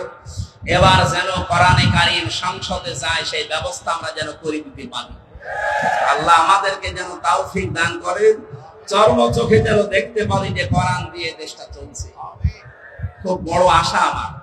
সারা জীবনের আশা। আমি জেলখানায় 3টা বছর যতদিন তাহাজ্জুদ পড়েছি প্রতিদিন আমার এই দোয়া ছিল, আল্লাহ তুমি যাই করো অন্তত সর্বচোখে একটা দেখার সুযোগ করে দিও 56,000 বর্গ মাইল কোরআন দিয়ে চলছে, এটা একটা মিনি জান্নাত হয়ে যাবে। অনেকে মনে করছে যদি কায়েম হয়ে যায় আমি যে একটু লাল পানি খাই ওটা খেতে পারবো না, পারবো, কিন্তু আপনার লাল পানি খাওয়ার মন হবে না, এমন পরিবেশ আল্লাহ তৈরি করে দেবে পুরা 56,000 বর্গ মাইল মসজিদের মতো হয়ে যাবে। এক কথা বলেন না কেন? মসজিদে প্রবেশ করলে যেমন বিড়ি খাওয়া যায় না, খেতে মনে চাইলেও ওটা পরিবেশ আলাদা। খেতে পারবে? বলেন, বাবা খেতে পারবে, ডাল খেতে পারবে, গাঁজা কিচ্ছু পারবে না, কারণ পরিবেশটা এরকম। কোরআন যদি কায়েম হয়ে যায় পুরা বাংলাদেশের 56,000 বর্গ মাইল এভাবে মসজিদের মতো বানিয়ে ফেলবে, তখন আপনি আর বিড়ি খাবেন এরকম মনই থাকবে না, লাল পানি খাওয়ার মনে তো আসবেই না। আল্লাহ একটা জান্নাতের পরিবেশ তৈরি করে দেবে, আর মরে গেলেই আপনি জান্নাতে। কারণ কোরআন যদি কায়েম হয়, কোরআনের শাসন ব্যবস্থা থাকে, ওই দেশে যদি ছোটখাটো গুনাহ কেউ করেও আল্লাহ তাকে মরণের আগে মাফ করিয়ে তারপরে মৃত্যু দেয়। একটা হাদিস পড়ছিলাম, খলিফাতুল মুসলিমিন হযরত ওমর রাদিয়াল্লাহু তাআলা মানে রাষ্ট্রের দায়িত্ব পালন করে বাড়িতে আসলে ঘরে উঠবেন, দেখেন বারান্দায় একটা লাশ, তার ছোট্ট মানুষ 12 টুকরা করে রেখেছে। রেগে গিয়ে কি, আমি দেশ চালাই কোরআন দিয়ে, আর আমি রাষ্ট্রের দায়িত্ব পালন করেই কোরআন দিয়ে আসছি, আর আমার ঘরের বারান্দায় 12 টুকরা করে রেখে দিয়েছে, তাও ছোট মাসুম বাচ্চার লাশ। কে করলো? তিনি তদন্ত কমিটি গঠন করলেন। 3 দিন হয়ে গেল, কোনো কেউ ধরা পড়ে না, কেউ কিছু বলেও না। তার খাওয়া দাওয়ার চিন্তা বন্ধ হয়ে গেছে, খাওয়া দাওয়া বন্ধ হয়ে গেছে। চিন্তা করলেন আমি কোরআন দিয়ে দেশ চালাচ্ছি, আর আমার দেশে একটা অবৈধ হত্যা হয়ে গেল, আমি কোনো কুল কিনারা করতে পারলাম না। এরকম শাসক যদি আজ 53 বছরের ভেতরে পেতাম, বাংলাদেশে বিনা কারণে কেউ হত্যা হতো না। একজন মারা গেছে তাই তার খাওয়া দাওয়া বন্ধ হয়ে যায়। আর শাপলা চত্বরে যেভাবে মানুষ মেরেছে, বিডিআর যেভাবে হত্যা করেছে, 2024 সালে যেভাবে পুলিশের ভ্যান থেকে তাজা মানুষকে ফেলে দিয়ে পিষে মেরেছে, কত মানুষকে আগুন লাগিয়েছে আশুলিয়ায় দেখেননি? এখনো পর্যন্ত এই লাশগুলো চোখের সামনে ভাসে। আপনি এমনিতে মাটি দিতে পারবেন, আপনি আবার আগুন ধরিয়ে দিবেন? আপনি মানুষ? এই দেশে এই স্বৈরাচারীকে যদি নিষিদ্ধ করতে হয় কিচ্ছু লাগবে না, শুধু আশুলিয়ার এই লাশগুলো যথেষ্ট। এত নিচে নামতে পারে ক্ষমতার জন্য। হযরত ওমর 3 দিনের ভেতরে চিন্তা করে করে তার মাথা খারাপ হয়ে গেছে, আমি এখন কি করি। হঠাৎ দেখলেন এক মহিলা যুবতী তার বাবাকে সহ রাজ দরবারে হাজির। ডাক দিয়ে বলে, খলিফাতুল মুসলিমিন, যে লাশের চিন্তা আপনার ঘুম আসে না, ওই ছেলেটা আমার নিচে, আমি ওকে টুকরা টুকরা করেছি, 12 টুকরা করে আপনার বারান্দায় রেখে গেছি। হযরত ওমর বলে, মেয়ে কি বলো, মাথা ঠিক আছে তোমার? হ্যাঁ, এই যে আমার বাবা সাক্ষী আছে, আমার বাবাকে আমি সাথে করে নিয়ে এসেছি, আমার নিজের জন্ম দেওয়ার সন্তান, এটা ওকে আমি 12 টুকরা করেছি নিজের হাতে। কোথায় ফেলবো? আপনার বাড়ির বারান্দায় রেখে গেছি। হযরত ওমর বললেন, চা বলো, এই কথা যদি ঠিক থাকে তোমার শাস্তি কি কোরআন দিয়ে তুমি জানো? মেয়েটি বলে, হ্যাঁ আমি কোরআনের হাফেজা, আমি জানি। আপনি রেডি করেন, আপনি কি শাস্তি দিতে পারেন কোরআন দিয়ে? মানুষ হত্যা করার যে শাস্তি হযরত ওমর আরম্ভ করবেন। হঠাৎ করে 4 জন যুবক রাজ দরবারে এসে বলে, খলিফাতুল মুসলিমিন, বিচারটা একটু লেট করেন, যেই কারণে আপনি এই মেয়েটাকে শাস্তি দিতে চান হত্যার, তো মেয়েটার কোনো দোষ নেই, দোষ আমাদের এই 4 জনের।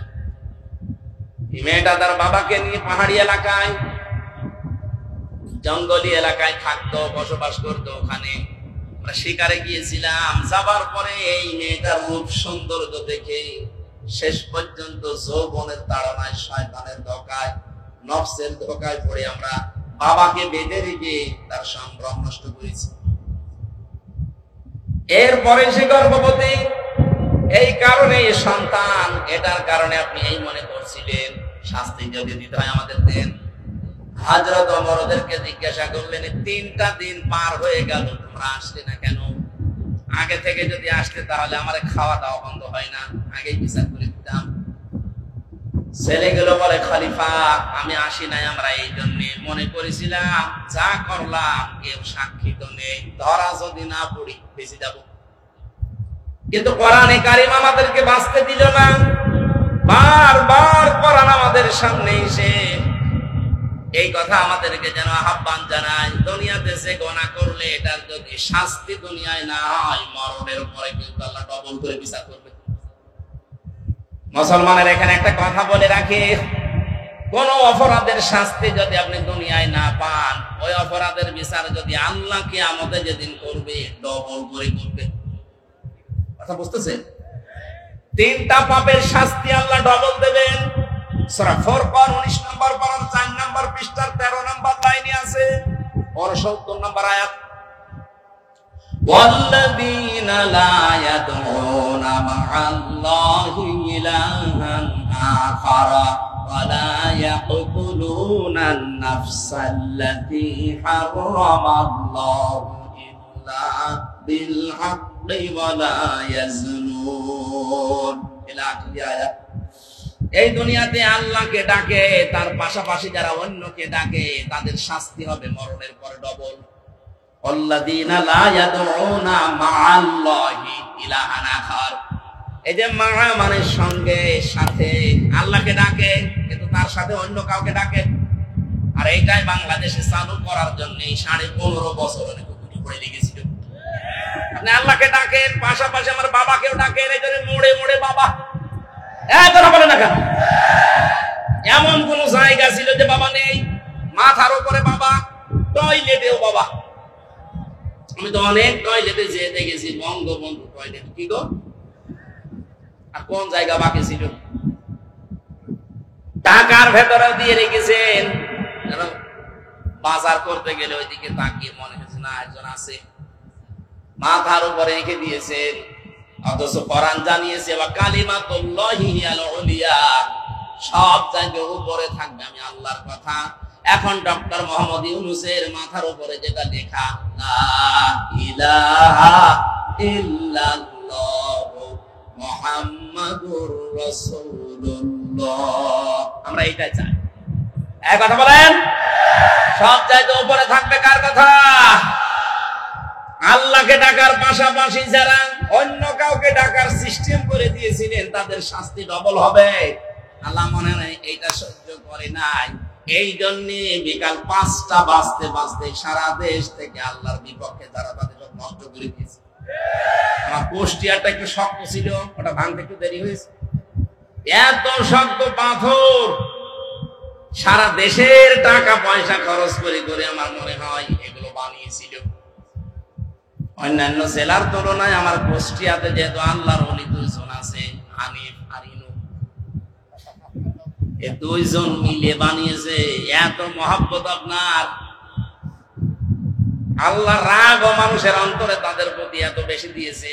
একজনকে দেখলাম আদালতে কেউ লাথি দিচ্ছে, পচা ডিম দিচ্ছে, আর একজনের বাড়ির ইট খুলে গিয়ে চলে যাচ্ছে। আজকে আমরা পরিষ্কার আল্লাহর সাথে অন্য কাউকে ডাকবো না, সে মরা বাবা হোক আর জিন্দা বাবা হোক। কথা বলেন না কেন? বিভিন্ন মাজারে এই সিস্টেম গুলো চলতো, আল্লাহর পাশাপাশি ইয়ালি বাবা, শালি বাবা, দয়াল বাবা, ল্যাংটা বাবা। এই জন্যই তো মাজার ভাঙা আরম্ভ হয়েছে। একেবারে শিরকের প্রকাশ্য কারখানা এটা। আল্লাহকেও ডাকে, আল্লাহর পাশাপাশি পীরকেও সেজদা দিচ্ছে, এটা আল্লাহর সাথে শিরক। লা তাত্তাখিযুল কুবুর মাসাজিদা, কবরকে সেজদার জায়গা বানিও না। ওরা সরাসরি যে সেজদা দিত লালনের মাজারে। আর প্রকাশ্য কাজা তো আছে, অধিকাংশ মাজারে আমরা দেখেছি জেনার কারখানা। এই জন্য হাক্কানি আলেম এই দেশে যারা আছে বলেছে মাজার গুড়িয়ে দাও, ভেঙে ফেলো। কোন কারণে মাজার বানাতে হবে? হযরত ওসমানের মতো মানুষ, জান্নাতের সার্টিফিকেট পাওয়া মানুষ দুনিয়ায়, সেই লোকটা পড়ে আছে জান্নাতুল বাকিতে, কিচ্ছু নেই, পাথর দেওয়া মাত্র। আর দেশের গরু ছাগল মরে যায়, তার কবর 3 তালা হয়। কোথায় পেয়েছেন কথা? কোরআনের পাকে বিশ্বনন্দিত মুফাসসির, আপনি তো তার চাইতে কোরআনের খেদমত বেশি করেননি। সেই লোকটা পড়ে আছে, মাত্র মাথার কাছে একটা পাথর দেওয়া দেখলাম। কোন গরু ছাগল কোথায় মরে, ইমান আছে কি নেই তাও নেই, সারা জীবনে পোশাক করে পানি নেয়নি, 14 তালা বানিয়ে রেখেছি কবর, সবগুলো মাটির সাথে মিশিয়ে দেওয়া দরকার। আজকে থেকে আমরা সিদ্ধান্ত নিয়ে বাড়ি যাব, যতদিন বাঁচি আল্লাহর সাথে আর কাউকে ডাকবো না। কি রাজি আছেন আপনারা? 2 নম্বরে যারা অবৈধভাবে মানুষকে হত্যা করে, বাংলাদেশ স্বাধীন হওয়ার পরও এত হত্যা হয়নি, এই 9 সাল থেকে 24 সালে যত হত্যা হয়েছে, বাকিগুলোর অনেকের খোঁজই আমরা জানি না। আমি মাঠের নিচে ছিলাম 10 দিন, আমি দেখেছি কত মানুষের কান্নার আওয়াজ আসতো আমার কানের, আমার তো চোখ বাঁধা ছিল, চোখ কালো কাপড় দিয়ে বেঁধে নিয়ে মাথায় একটা দড়ি নিয়ে ওরা হাঁটিয়ে নিয়ে যেত, মনে তো আমার গরুর মতো নিয়ে যাচ্ছে। আশপাশ থেকে কান্নার আওয়াজ পেতাম, কারণ কোনো আওয়াজ তো ওখানে যাওয়ার কথা না, মানুষ সিঁড়ি দিয়ে উপরে ওঠে আর ওরা সিঁড়ি দিয়ে মানে নিচে নিয়ে যেত, তার মানে মাটির নিচে। ওইটা কোন জায়গায় এটা আমি জানি না, যেখানেই নিয়ে গিয়েছে বহু মানুষের কান্নার আওয়াজ পেতাম মাঝে মাঝে, আর একটা আওয়াজ দিত আহ, এরকম একটা আওয়াজ বুঝতাম। এখানে কয়েক মাস ধরে মানুষ হয়তো আছে, যে সমস্ত মানুষ পাহারা দিয়ে যেত ওই এসআই যারা, তাদেরকে প্রকাশ গোপনে বলতাম ভাই যা আওয়াজ আসলো শব্দ না, অধিকাংশ গুলোতে হিন্দু পেয়েছিলাম, কিছু কিছু যাদের একটু মনুষ্যত্ব আছে বলতো 1 মাস 2 মাস না, কেউ 2 বছর 5 বছর পড়ে আছে, কেউ জানেই না। আপনি এখনো পর্যন্ত বলেন আমার কি দোষ, কি দোষ আপনি টের পান না? কোন দোষ যদি আপনার নাম থাকে, আপনার সবচেয়ে বড় দোষে আয়না ঘর। আপনি জানেন না কি হয়তো ওখানে ইলিয়াস আলীর মেয়েকে নিয়ে আপনি কি করলেন, কি নাটক, কি প্রতারণা, অথচ তাকে আপনি মেরে ফেলেছেন আগে। আমার মাঝে মাঝে রিমান্ডে আশ্চর্য লাগতো, আল্লাহ যে অফিসার গুলো এই করে যায় আমার সাথে, এরা রাতে বাড়ি যায় ঘুমায় কি করে? এদের তো ঘুম আসার কথা না, হয় লাল পানি খায় নাই বড়ি খায়, তাছাড়া ঘুম আসার কথা না। এখানে শাস্তি হবে তাদের ডবল, এখন শুরু হয়েছে কেবল, ডবল শাস্তি হবে। যারা অন্যায় ভাবে মানুষকে হত্যা করেছেন, ইন্ধন দিয়েছেন, বিভিন্ন কায়দা কৌশল করে এগিয়ে দিয়েছেন, আপনার শাস্তি ডবল হবে। মার্ডার মামলা আজকে, গুমের মামলা আন্তর্জাতিক আদালতে, যে পালিয়ে গেছে তার নামে আজকেও দেখুন 2টা মামলা হয়েছে। আপনি যে সাহস করেন যে আমি পাশাপাশি আছি, চট করে ঢুকে পড়বো, আসেন, আপনি আসেন, আপনাকে আমরা চট করে ঢুকবেন আর ফট করে ঢুকে দেবো আয়না করে, থাকেন পড়ি ওখানে। ব্যারিস্টার আরমান 8 বছর আছে, আপনি 16 বছর থাকবেন, 16 বছর তো আর বাঁচবে না, যে কয় বছর আছেন ওখানে থাকবেন, দেখেন কেমন লাগে। ভার্সিটি থাকতে আমি একটা উপন্যাস পড়েছিলাম, ওর নাম হচ্ছে দেখ কেমন লাগে। আমার মনে হয় এইটা ওদের কপালে আছে। কথা বলে না কেন? কয়েকজন এরকম আশা করছেন যে আসি পাশাপাশি, চট করে ঢুকে পড়বো, আসেন ঢোকাবো, দেখ কেমন লাগে। উপন্যাসটা পুরোপুরি পড়লে তো ভালো লাগে। আমার মনে হয় সামনে এদের কপালে এটা হতে যাচ্ছে। ভাইরা আমার, অন্যায় ভাবে যারা হত্যা করেছেন ডবল শাস্তি পাবেন। 3 নম্বরে যারা জেনা করে দুনিয়ায়, তাদেরও শাস্তি ডবল হবে। সূরা ফুরকানের আয়াত। মেয়েটা বলছে খলিফা, এই ছেলে 4 জন বলছে খলিফাতুল মুসলিমিন। চিন্তা করলাম দুনিয়ায় মার্ডারের শাস্তি যদি না পাই, কিয়ামতে আল্লাহ কিন্তু ডবল শাস্তি দেবে। কয়টা? এজন্য দুনিয়ায় হয়ে যাক, আপনি যে বিচার আছে কোরআনের করে দেন, দুনিয়ায় শেষ, পরকালে যেন আল্লাহ এই বিষয়ের কোনো বিচার না করে আমাদেরকে মাফ করে দেয়। হযরত ওমর বললেন তাই তো, তোমরাই তো দোষী, মেয়েটার তো দোষ নেই।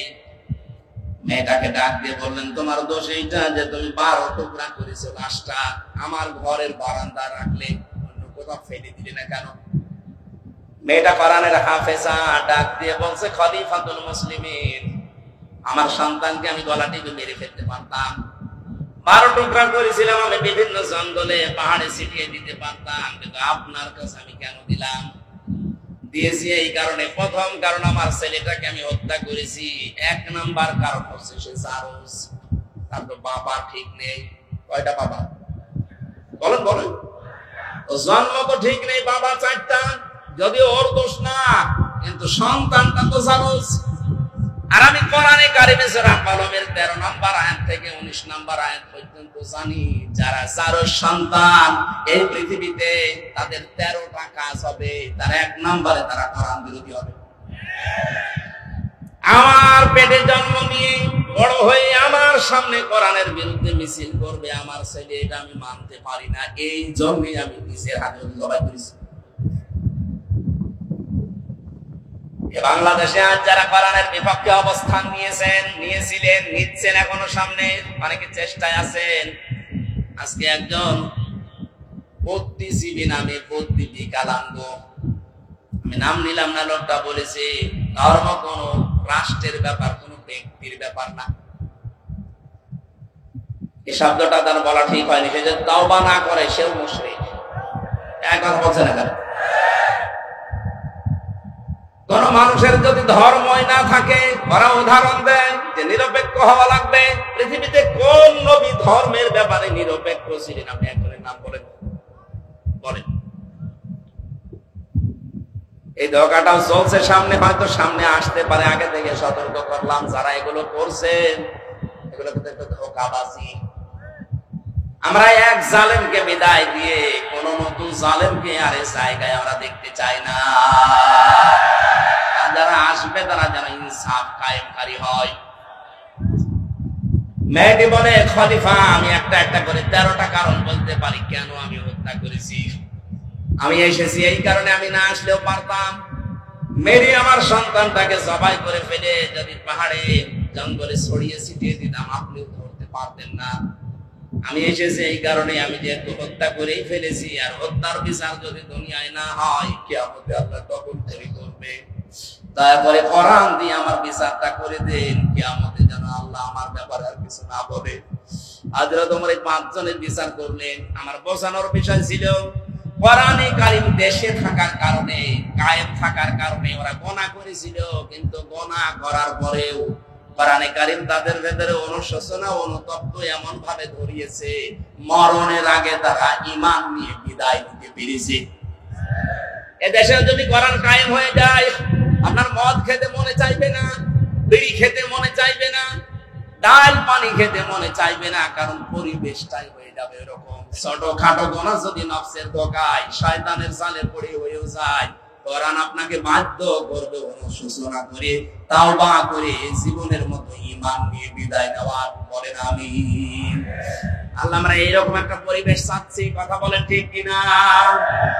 আল্লাহ যেন আমাদের কোরআনের শ্রোতা হিসাবে মুনাফিকের কোন স্থান এখানে না দিয়ে, 3 নাম্বার যেটা বলেছিলাম যে ঈমানদার,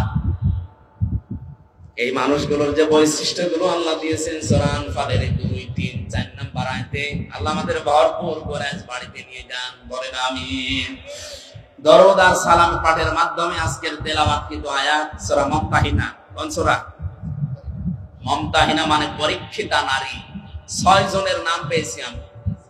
এই পৃথিবীতে 6 জন নারীকে আল্লাহ পরীক্ষা করে তাদেরকে পরীক্ষিতা নারী হিসাবে খেতাব দিয়েছে। তার ভেতরে হযরতে মরিয়ম একজন। তিনি সতীত্বের হেফাজত করেছিলেন। আজ যে সমস্ত মেয়েরা মডেল খুঁজে পান না যে আদর্শ কারে বানাবো, হযরতে মরিয়ম হবে আপনার জন্য আদর্শ। কথা বলেন। ওরা আদর্শ বানিয়েছে ঐশ্বরিয়াকে।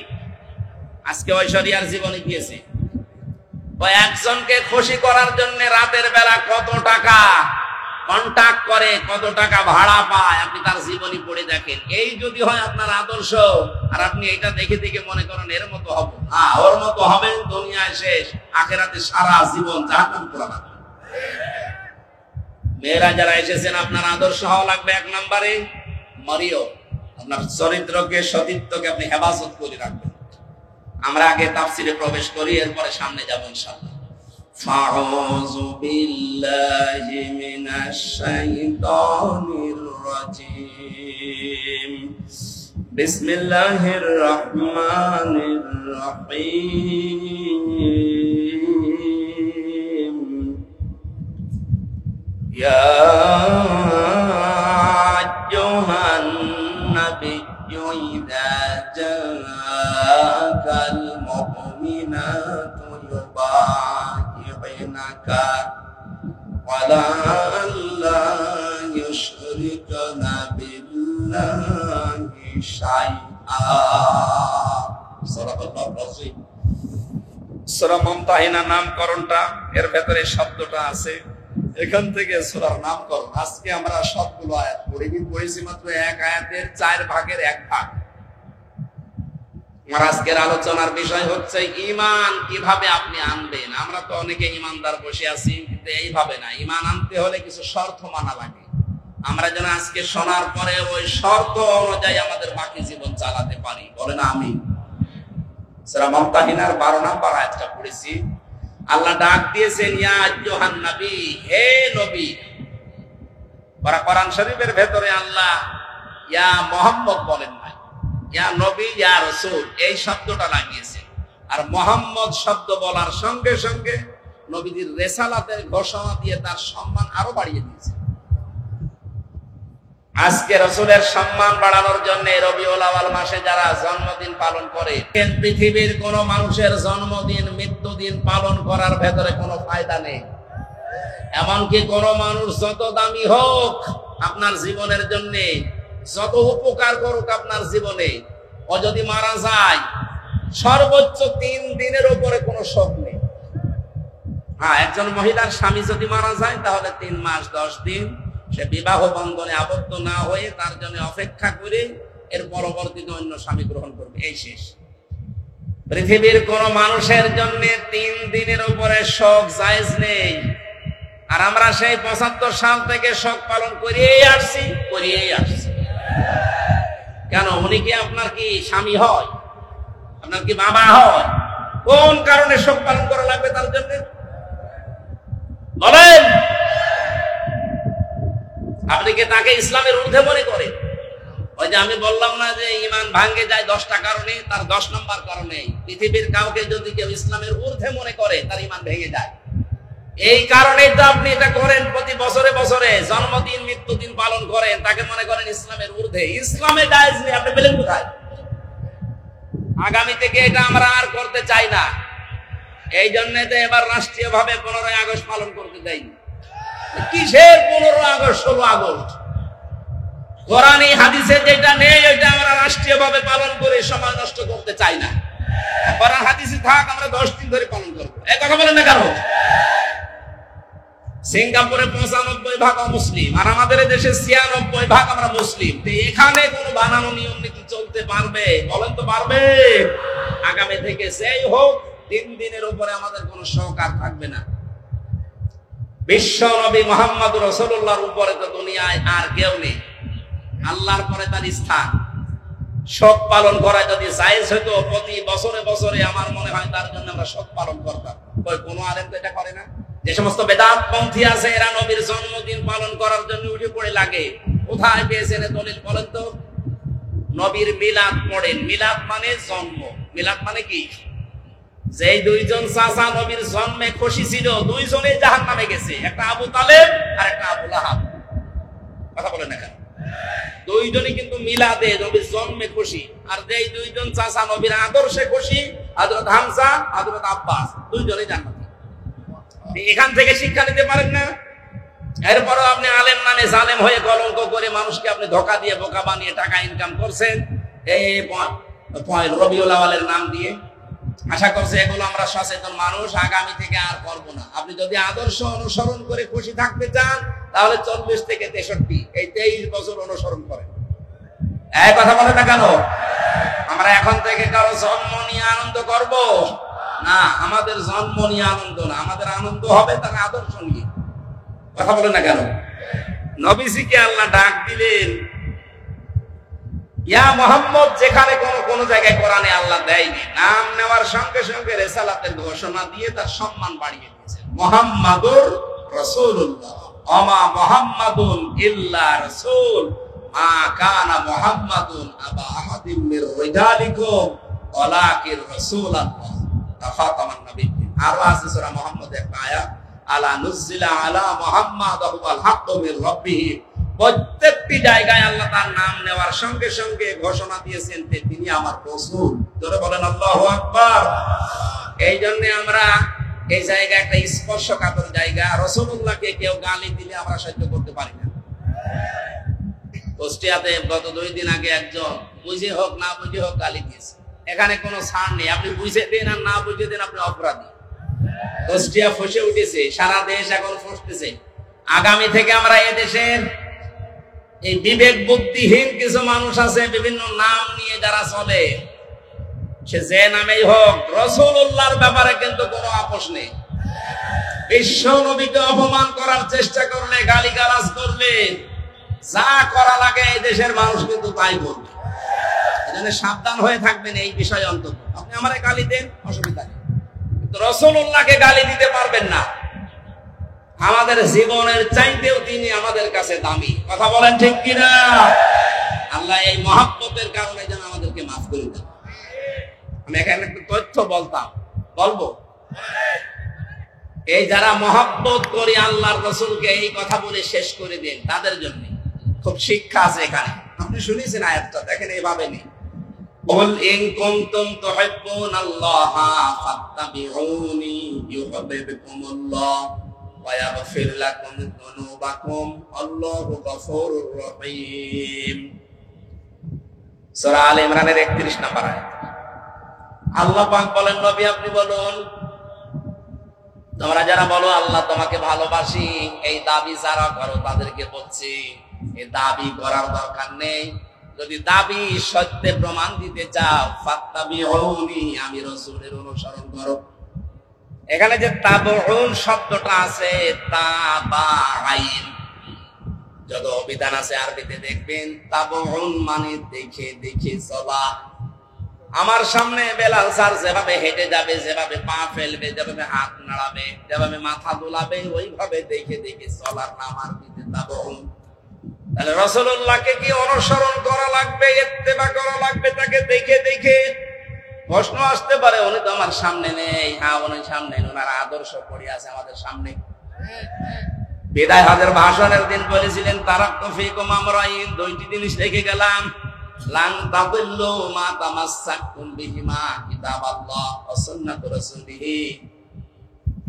2টা জিনিস রাখলাম, যদি অনুসরণ করতে পারো কোনোদিন পথ ভ্রান্ত হবে না, পথ হারা হবে না, মায়ের খাবে না, না খেয়ে থাকবে না।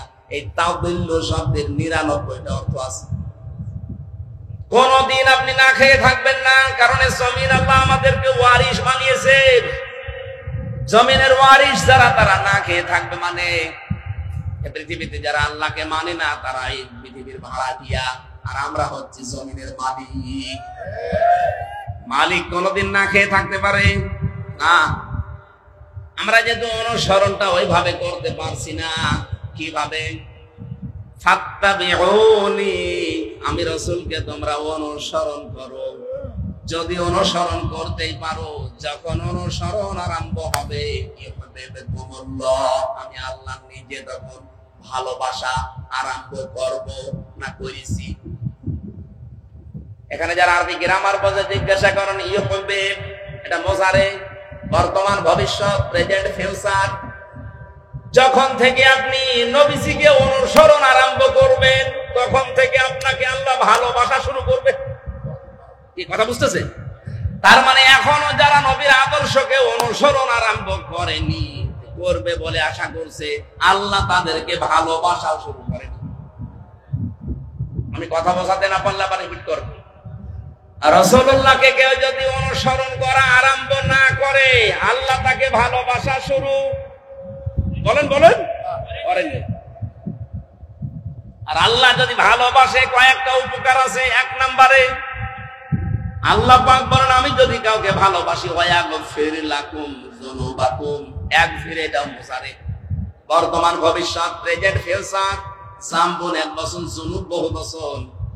আমি আল্লাহ যদি কাউকে ভালোবাসা আরম্ভ করি, ওর জীবনের কোনো গুনাহ বাকি রাখি না, সব মাফ করে দেই। আর আল্লাহর নিয়ম হচ্ছে, কোন জায়গায় যদি আল্লাহ গুনাহ মাফ করে দেয়, ওই জায়গাটা আল্লাহ ফাঁকা রাখে না, পুরা নেকি দিয়ে পাল্টিয়ে দেয়। আল্লাহ যদি কাউকে ভালোবাসে, কি পেলাম? আল্লাহ নিজে তাকে ভালোবাসা আরম্ভ করবে, তার জীবনের গুনাহগুলো মাফ করে দেবে, আর গুনাহ মাফ হয়ে গেলে আল্লাহ তাকে জান্নাতে দেবে। এবার আমার আয়াতের মূল শিক্ষা হচ্ছে, রাসূলকে অনুসরণ করা আরম্ভ করা লাগবে না লাগবে না? এটা কি আংশিক না পূর্ণাঙ্গ? বলেন আজ যারা আংশিক অনুসরণ করেন তারা কিন্তু এখনো আল্লাহর ভালোবাসা পাওয়া শুরু করেননি। আংশিক অনুসরণ মানে হয়তো দাঁড়িয়ে আছে রসুলের মতো, জুব্বা গায়ে দেন, খাবারের পরে মিষ্টি খান, রসুলের মতো সালাত আদায় করেন, সিয়াম পালন করেন, হজ করেন রসুলের মতো দেখে দেখে। কিন্তু বিশ্ব নবী যে 10 বছর রাষ্ট্র চালিয়েছিলেন, এইটাকে আপনি রাজনীতি মনে করেন? কথা বলেন না কেন? অনুসরণ কি আপনার আংশিক না পূর্ণাঙ্গ? আংশিক অনুসরণ করলে আল্লাহ আপনাকে ভালোবাসা শুরু করবে। কোন থেকে আছে কোরআনে দেখান। এই জন্যই তো বারবার বলছি, রাসূলুল্লাহকে আজ থেকে অনুসরণ করা লাগবে পূর্ণাঙ্গ। রান্নাঘর থেকে শুরু করে আন্তর্জাতিক জীবন পর্যন্ত, পা থেকে শুরু করে মাথা পর্যন্ত প্রতিটি জায়গায় আমার অনুসরণীয় একজন, তিনি মুহাম্মদুর রাসূলুল্লাহ। আমি যখন পুরা এই সিদ্ধান্ত নিয়ে শুরু করব অনুসরণ, যে দুনিয়া আমি কাউকে দেখে চুল কাটবো না, আমার চুল কাটার স্টাইল হবে মেসি। বলেন বলেন, আমার চুল কাটার স্টাইল হবে এই যে ঋত্বিক, শাহরুখ খান। কে রংপুরে কত দোকান আছে সেলুনের, একটা দোকানে আপনি লেখা দেখাতে পারেন যে এখানে সুন্নাত অনুযায়ী চুল কাটা হয়। ওখানে লেখা আছে এখানে শাহরুখ কাট দেওয়া হয়, এখানে অজয় কাট দেওয়া হয়। আবার ওদের ছবি টাঙিয়ে রাখে কোন কাট চান। তাহলে এখন আমাদের কি অনুসরণ হওয়া লাগবে? মাথার এই চুল থেকে শুরু করে পা পর্যন্ত। অনেকে দাঁড়িয়ে রাখে কিন্তু এমন স্টাইল, এটা স্টাইল হবে, সুন্নাত হবে না। রাসূলের সুন্নাত এক মুষ্টি পরিমাণে দাঁড়িয়ে রাখতে হবে, এরপরে যদি কেটে ফেলেন অসুবিধা নেই। এই কথা বুঝতেছেন? যদিও এই মাসলাটা নিয়ে মতভেদ আছে আলেমদের ভেতরে, তবে এক মুষ্টি রাখবেন আপনি। আমি ওই মতভেদপূর্ণ বিতর্কে গেলাম না। দাড়ি আপনার রাসূলের মতো হয় না, মাথার চুল রাসূলের মতো হয় না।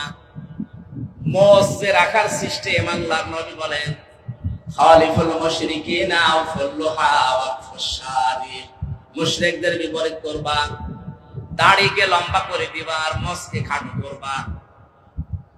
আজ রবীন্দ্রনাথ ঠাকুরের এই জাতীয় সঙ্গীত নিয়ে কয়েকদিন যা আরম্ভ হয়েছিল, আমার যে 7টা কারণ সামনে এসেছিল তার ভেতরে এইটা একটা, এই মুশরিক লোকটা তার দাড়ি আর মোষ সমান সমান করে রাখতো। কথা বলেন না কেন? রাসূলের প্রথম জিনিসটাই সে মানে নাই। সে যদি মোষ খাটো করে দাড়ি লম্বা করতো তাও মুসলমানদের ভেতরে একটা কিছু আসতো। দ্বিতীয় নম্বর, ও যখন এটা লিখেছে তখন কিন্তু বাংলাদেশ হয়নি। কথা বলেন না কেন? তাহলে এই দেশের জন্য ওটা লেখে নাই। আমাদের একটা আবেগের জায়গা, সুতরাং জাতীয় সঙ্গীত যদি লিখতেই হয় দেশ নিয়ে লেখা লাগবে। এই কথা বলেন না কেন? দেশ ভাগ হওয়ার পরে যেটা লেখা হয়েছে, আপনি তাকান মহিব খানের ইঞ্চি ইঞ্চি মাটি সোনার চাইতে খাঁটি, আপনি এইটা জাতীয় সঙ্গীত মানান? কথা বলেন না কেন? কারণ এটা আমার ছেলে মেয়েরা যখন পড়বে তখন যেন দেশের প্রতি ভালোবাসা জন্মায়, মানবতার প্রতি ভালোবাসা জন্মায়। সর্বোচ্চ ওর ভেতরে ইসলামের কিছু কথা দেওয়া আছে। আমরা মুসলমান, মুসলিমদের এই কথাগুলো আমাদের অন্তরে বাঁচবে। আর এই মুশরিকের কথা, যে আল্লাহকে বিশ্বাস করতো না, আল্লাহর সাথে শিরিক করতো, রাসূলের কোন নিয়ম নীতি তার ভেতরে আমরা পাই না, এই মানুষটার জীবনী নিয়ে, মানুষটার কথা নিয়ে আলোচনা হবে।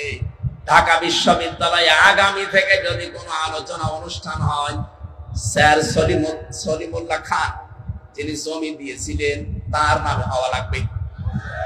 এক কথা বলেন না কেন? এত উপকার করলেন শত শত বিঘা জমি দিয়ে, তার নামে কোনো কিছু হয় না। কোথা থেকে কোন ভেনদেশি স্বপন উড়িয়ে এসে জুড়ে বসে কি বলে গেল, তার নামে আপনি অনুষ্ঠান করবেন। বাংলার টাকা দিয়ে আগামীতে মুশরিকের জন্য কোনো অনুষ্ঠান হবে না। অনুষ্ঠান যদি হতে হয় যিনি জমি দিয়েছিলেন তার জীবনী থেকে কিছু করেন। এই কথা বলেন না কেন? কোরআন পড়েন, হাদিস পড়েন, মানুষকে জানান, তার জন্য দোয়া করেন আল্লাহ যেন তাকে মাফ করে দেয়। এরপরে যত নিচে নামছি আমরা কোন জায়গায় রাসূলের আদর্শ পাচ্ছি না। বিশ্ব নবী তার স্ত্রীদের সাথে যে আদর্শ দেখিয়েছেন ওইটা আপনার ভেতরে নেই। উনি তার বন্ধুদের সাথে যেটা দেখালেন সেটা আপনার নেই। কোন জায়গায় যদি আদর্শ সেট করতে না পারেন, বিশ্বাস করতে পারেন আল্লাহ আপনাকে এখনো ভালোবাসা আরম্ভ করেনি, আয়াতটা পড়ার পরে আমার মনে হয় দেশে হাজারো আলেম, হাজারো পীর এখনো আল্লাহর ভালোবাসায় পাওয়া আরম্ভ করেনি। কারণ যেই পীর শুধু জিকিরকে ইবাদত মনে করে রসুলের তরিকা, কিন্তু এদেশ যে কোরআন দিয়ে চালাতে হবে এটাকে যারা রাজনীতি দুনিয়ার কাজ মনে করে আরো মানুষকে ধোঁকা দিয়ে বোকা বানিয়ে রাখে, এটা পীর বলেন। এরকম পীর দেশে নেই। 48,000 পীর, অধিকাংশ গুলোই দেখবেন কিছু কিছু ইবাদতকে ইসলাম মনে করে পালন করছে, আর বাকি মেজর হাজারো হাজারো ইবাদত করে দুনিয়ার কাজ করে ছেড়ে দিচ্ছে, অথচ ওইগুলো রাসূলের আদর্শ। বিশ্বনবী জানিয়েছেন তোমরা সবাই ঐক্যবদ্ধ হবা, এটা কোরআনে কারীমের নির্দেশ। ওয়াতাসিমু বিহাবলিল্লাহি জামিআ ওয়ালা তাফাররাকু, সবাই মিলে একভাবে আল্লাহর রজ্জুকে আঁকড়িয়ে ধরবা, এ বিষয়ে কোনো মত পার্থক্য করবা না। অথচ বাংলাদেশে এখন একটা মেজর সমস্যা হয়ে দাঁড়িয়েছে। গত 3 দিন আগের রিপোর্ট একটা পেয়েছিলাম, এই দেশের 100 জনের 14 জন মানুষ এখনো পর্যন্ত পালিয়ে যাওয়া ওই সালেমকে সাপোর্ট করে। 100 জনের 28 জন মানুষ এই দেশে অনেকে থালা জোর করে থালা নেওয়ার ধান্দায় আছে। থালা দিন, তাড়াতাড়ি থালা দিন। কি করবে থালা নিয়ে? আবার খাওয়া আরম্ভ করবে। সুখের বিষয়, আনন্দের বিষয়, 100 জনের 58 জন মানুষের তালিকা আমরা পেয়েছি। 100 জনের 58 জন চাচ্ছে এদেশে আল্লাহর বিধান কায়েম হোক। 14 আর 28 বাদ দিলে 58 থাকে। দিন যাচ্ছে, বাড়তেছে। গত কয়েকদিন আগে আমি 10 জন মুসলমান বানিয়েছি এই যে এই দিনাজপুরে। তার আগে 2 জন চুয়াডাঙ্গা, এর আগে গাইবান্ধায়। মানুষ যেভাবে দলে দলে পালে পালে ইসলামে আসতেছে, অমুসলিমরা, মুসলমানরা যারা ছোট খাটো জালেম ছিল তারা অনেকেই পরিবর্তন হয়ে যাচ্ছে। কথা বলেন না কেন?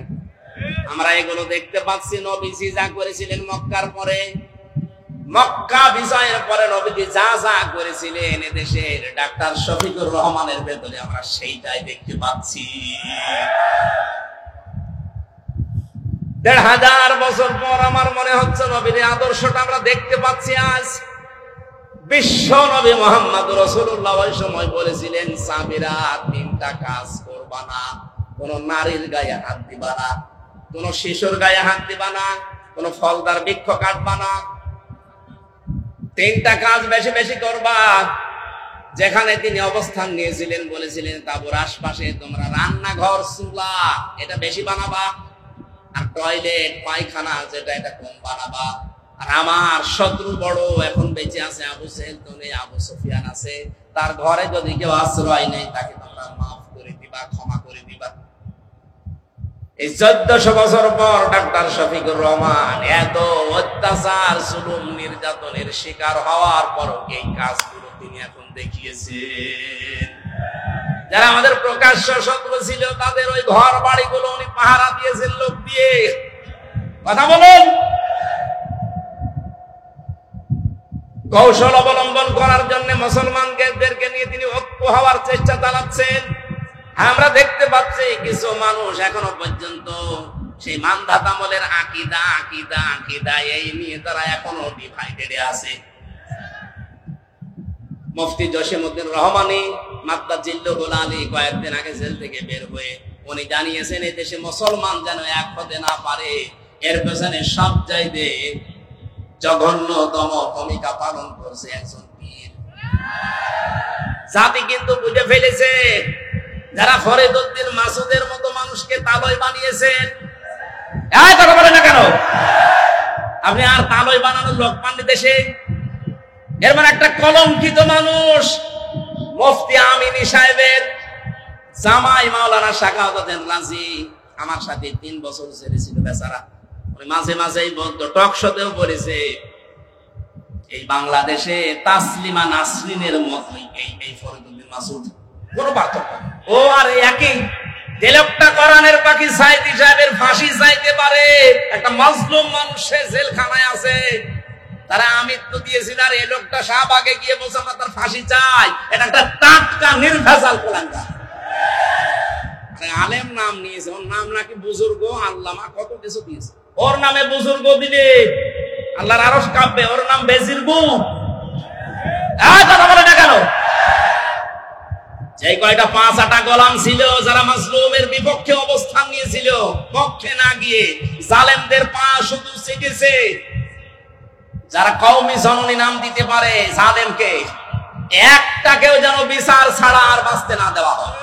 প্রত্যেকের বিচার আমরা দেখতে চাই। এই কথা বলেন।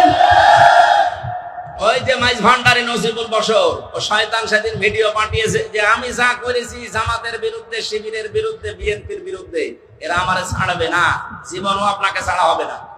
আপনি সবচাইতে বড় মারাত্মক ভুল করেছেন কোরআনের পাখির বিরুদ্ধে মামলা দিয়ে, তাও মিথ্যা মামলা। যারা সাক্ষী দিতে যায় তাদের সাক্ষী পর্যন্ত গায়েব হয়ে যায়। ও নিজে যখন স্বীকার করছে যে আমি এটা করেছি, আমারে ছাড়বে না, না আমরা ছাড়তেও চাই না, দৃষ্টান্তমূলক শাস্তি চাই এই মাইজ ভান্ডারীর। কথা বলেন। আলেম নামে কলঙ্ক, এগুলো নাম নিয়েছে কি সুন্দর সুন্দর, দেখেন কি কুকুর, শ্রীগাল, বিড়াল,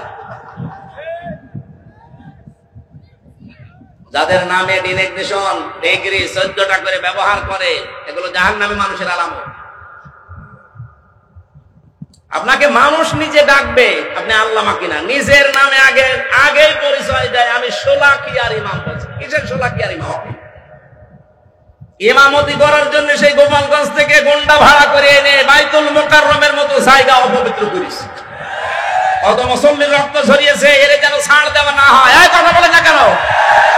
যেই দিন কওমি জননী নাম দিয়েছে এই রুহুল আমিন নামে, আলেম নামে কলঙ্ক, সেই দিন জেলখানায় ওর নামে বদদুয়া করেছে কওমি মাদ্রাসার আলেমরা। আমার সাথে 86 জন 76 জন ছিল। মাওলানা মামুনুল হক থেকে শুরু করেছে, আলেমগুলো ছিল। কি করলো কি, আমাদের তো ডুবিয়ে মারবে।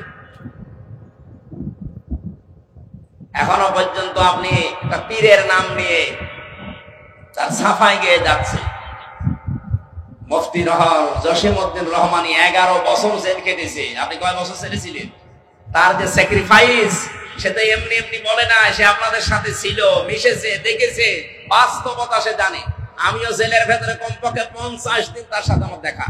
মাঝে মাঝে আমারে বলতো, হামজা, এদেশে যদি একত্রিত মুসলমান না হয়, তার পেছনে সবচাইতে গুরুত্বপূর্ণ ভূমিকা কঠিন জঘন্যতম ভাবে পালন করে পীর। এখনো পর্যন্ত করে যাচ্ছেন, আপনি থামবেন। একটা ঐক্য হওয়ার চেষ্টায় আছে। সব আলেম ওলামা যদি এক হয়ে, যে 58 ভাগ এমনি এমনি হয়নি, সব দাড়িওয়ালা টুপিওয়ালা মানুষগুলো এক হয়ে যাচ্ছে। আর এখানে আপনি এখন সেই মানধাতা বলে আকিদা করছেন। কার আকিদা খারাপ আপনি দেখেন তো। জামাত ইসলামী বাংলাদেশের আকিদা হচ্ছে লা ইলাহা ইল্লাল্লাহু মুহাম্মাদুর রাসূলুল্লাহ। হ্যাঁ, কালেমা যদি আপনি ভুল প্রমাণ করতে পারেন, তাহলে জামাতের আকিদা খারাপ। কালেমা তো নিজেও জিকির করছেন, আমরাও করছি, এখানে তো কোনো পার্থক্য নেই। কিসের আকিদা করেন? এই উল্টা পাল্টা ধোয়া তুলে মুসলমানদেরকে আজ ডিভাইডেড করবেন না, এটা হারাম কাজ। মুসলমানদের এক করা ফরজ, আর ভাগ ভাগ করা হারাম। এটা তো আমি বানালাম। সূরা আলে ইমরানের 105 নম্বর আয়াত। আপনি বাড়িতে যে মিলিয়ে দেখেন, যারা আজ মুসলমানদেরকে এক হতে দিচ্ছেন না, আপনি হারাম কাজে আছেন। কোন হারাম কাজ করা অবস্থায় তার ইবাদত কবুল হয় না। সুতরাং আপনার নামাজ, আপনার সিয়াম, আপনার হজ, এই দাড়ি, জিকির সব মাঠে মারা যাচ্ছে। আমি আর নিচে নামতে পারলাম না। এরপরও যদি কারো বিবেক না খোলে, আমার মনে হয় ওকে আল্লাহ মোহর মেরে দিয়েছে আবু জাহেলের মতো, ও আর ভালো হবে না। আমার ভাইরা, এখন থেকে আমাদের অনুসরণ হবে রাসূলের আংশিক না পূর্ণাঙ্গ? পূর্ণাঙ্গ অনুসরণ যখনই আমরা আরম্ভ করব, আল্লাহ আমাদেরকে ভালোবাসা শুরু করবে। তার মানে বোঝা যাচ্ছে, দেশে অনেক আলেম, অনেক পীর এখনো পর্যন্ত আল্লাহর ভালোবাসায় পাওয়া আরম্ভ করেনি। আমরা করেছি, আমরা যারা করছি, চেষ্টা চালাচ্ছি। হ্যাঁ, মাথা থেকে শুরু করে সংসদ পর্যন্ত সব জায়গায় আমার রাসূলের আদর্শ আমরা মেনে নেব। যখনই সিদ্ধান্ত নিয়ে মাঠে নেমে পড়বেন, বুঝবেন আল্লাহ আপনাকে ভালোবাসা আরম্ভ করছে।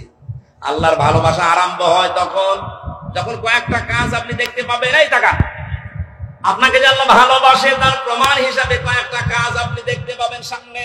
1 নম্বরে হাদিস, নবীজি বলেন, আমি যখন, আল্লাহ পাক যখন কাউকে ভালোবাসেন, তখন পুরো আসমানে ঘোষণা হয়ে যায়, মহান আল্লাহ ওই লোকটাকে ভালোবাসে। আমরা সবাই যারা আসমানে আছো সবাই ওকে ভালোবাসো। পুরা আসমানের ফেরেশতারা তখন তাকে ভালোবাসা আরম্ভ করে দেয়।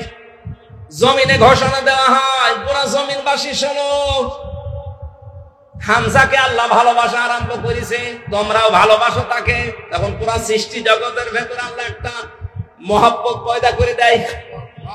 আমরা এইটা আজ দেখতে পাচ্ছি। আপনি তাকান, এতদিন যাদের স্বাধীনতা বিরোধী, রাজাকার, জঙ্গি, উল্টা পাল্টা নাম দিয়ে বহু কালার করার চেষ্টা চালিয়েছে, আগস্টের 5 তারিখের পর থেকে আজকের এই 23 তারিখ পর্যন্ত আমরা দেখতে পেলাম তারা জঙ্গি না, তারা জনগণের সঙ্গী। এই ভালোবাসাটা এখন আল্লাহ পয়দা করে দিয়েছে নিচে। পুরা আসমানে আল্লাহ ঘোষণা দিয়েছে যে তাদেরকে ভালোবাসো তোমরা। জমিনের লক্ষ লক্ষ সৃষ্টি সবার ভেতরে তাদের মহব্বত, ভালোবাসা এটা ঢুকিয়েছে কে? এত প্রমাণ দেওয়ার পরও যদি আপনার এখনো পর্যন্ত মনে হয় না, এদিকে আসেন, আসেন, এদিকে আসেন। এই জন্য আমাদের উচিত হবে এখন এই মুহূর্তে দলাদলি বন্ধ করে দেওয়া, ছোটখাটো বিষয় সব আমরা বাদ। এরপরেও যদি আপনি এক জায়গায় হতে না পারেন, আবার কবে হবে? আবার যদি কোন নতুন জালেমে চেয়ারে বসে, কিয়ামতের আগে লাগাতে পারবেন না। আমাদের উচিত এখন সুযোগ, ছোটখাটো বিষয় সব বাদ। কে দাড়ি রাখে, কে দাড়ি রাখে না, কে সুব্বা গায়ে দেয়, কে দেয় না, এটা পরে করবেন, আগে জায়গাটা ঠিক করেন। এখানে থাকলে আপনি ইসলামের নিয়ম নীতি 100 মানতে পারবেন। আর এই জায়গাটা না থাকলে কয়েকদিন পরে আপনারও দাড়ি কাটা লাগতে পারে। এদেশে আড়ঙে অবস্থান নিয়েছিল না, আড়ঙে দাড়ি রাখা মানুষগুলোকে চাকরি দিত না। সামনে কিন্তু এরকম আসবে, আপনি চেষ্টা করবেন রাখার, কিন্তু পারবেন না। জায়গাগুলো সব জালেমের দখলে চলে যাবে।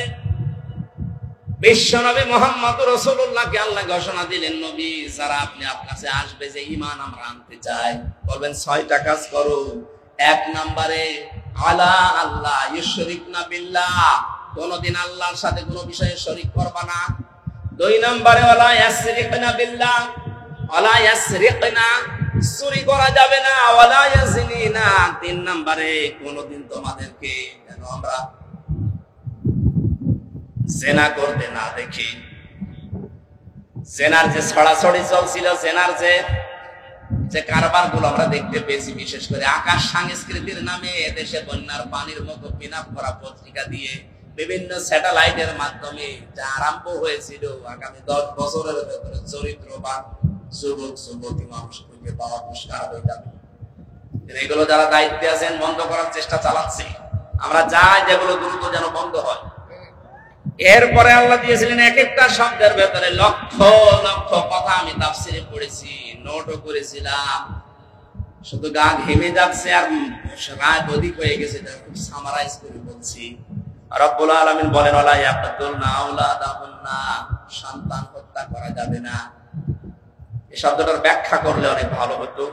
ওয়ালা ইয়াতিনা বিবহতান, কালকে আমার মাহফিল আছে, এই যে এই ছেলেটার এখানে, কালকে ওয়ালা ইয়াতিনা বিবহতান, এই বহতানের উপর আমি কথা বলবো, কারণ এইটা বাংলাদেশে 15.5 বছরে বেশি হয়েছে।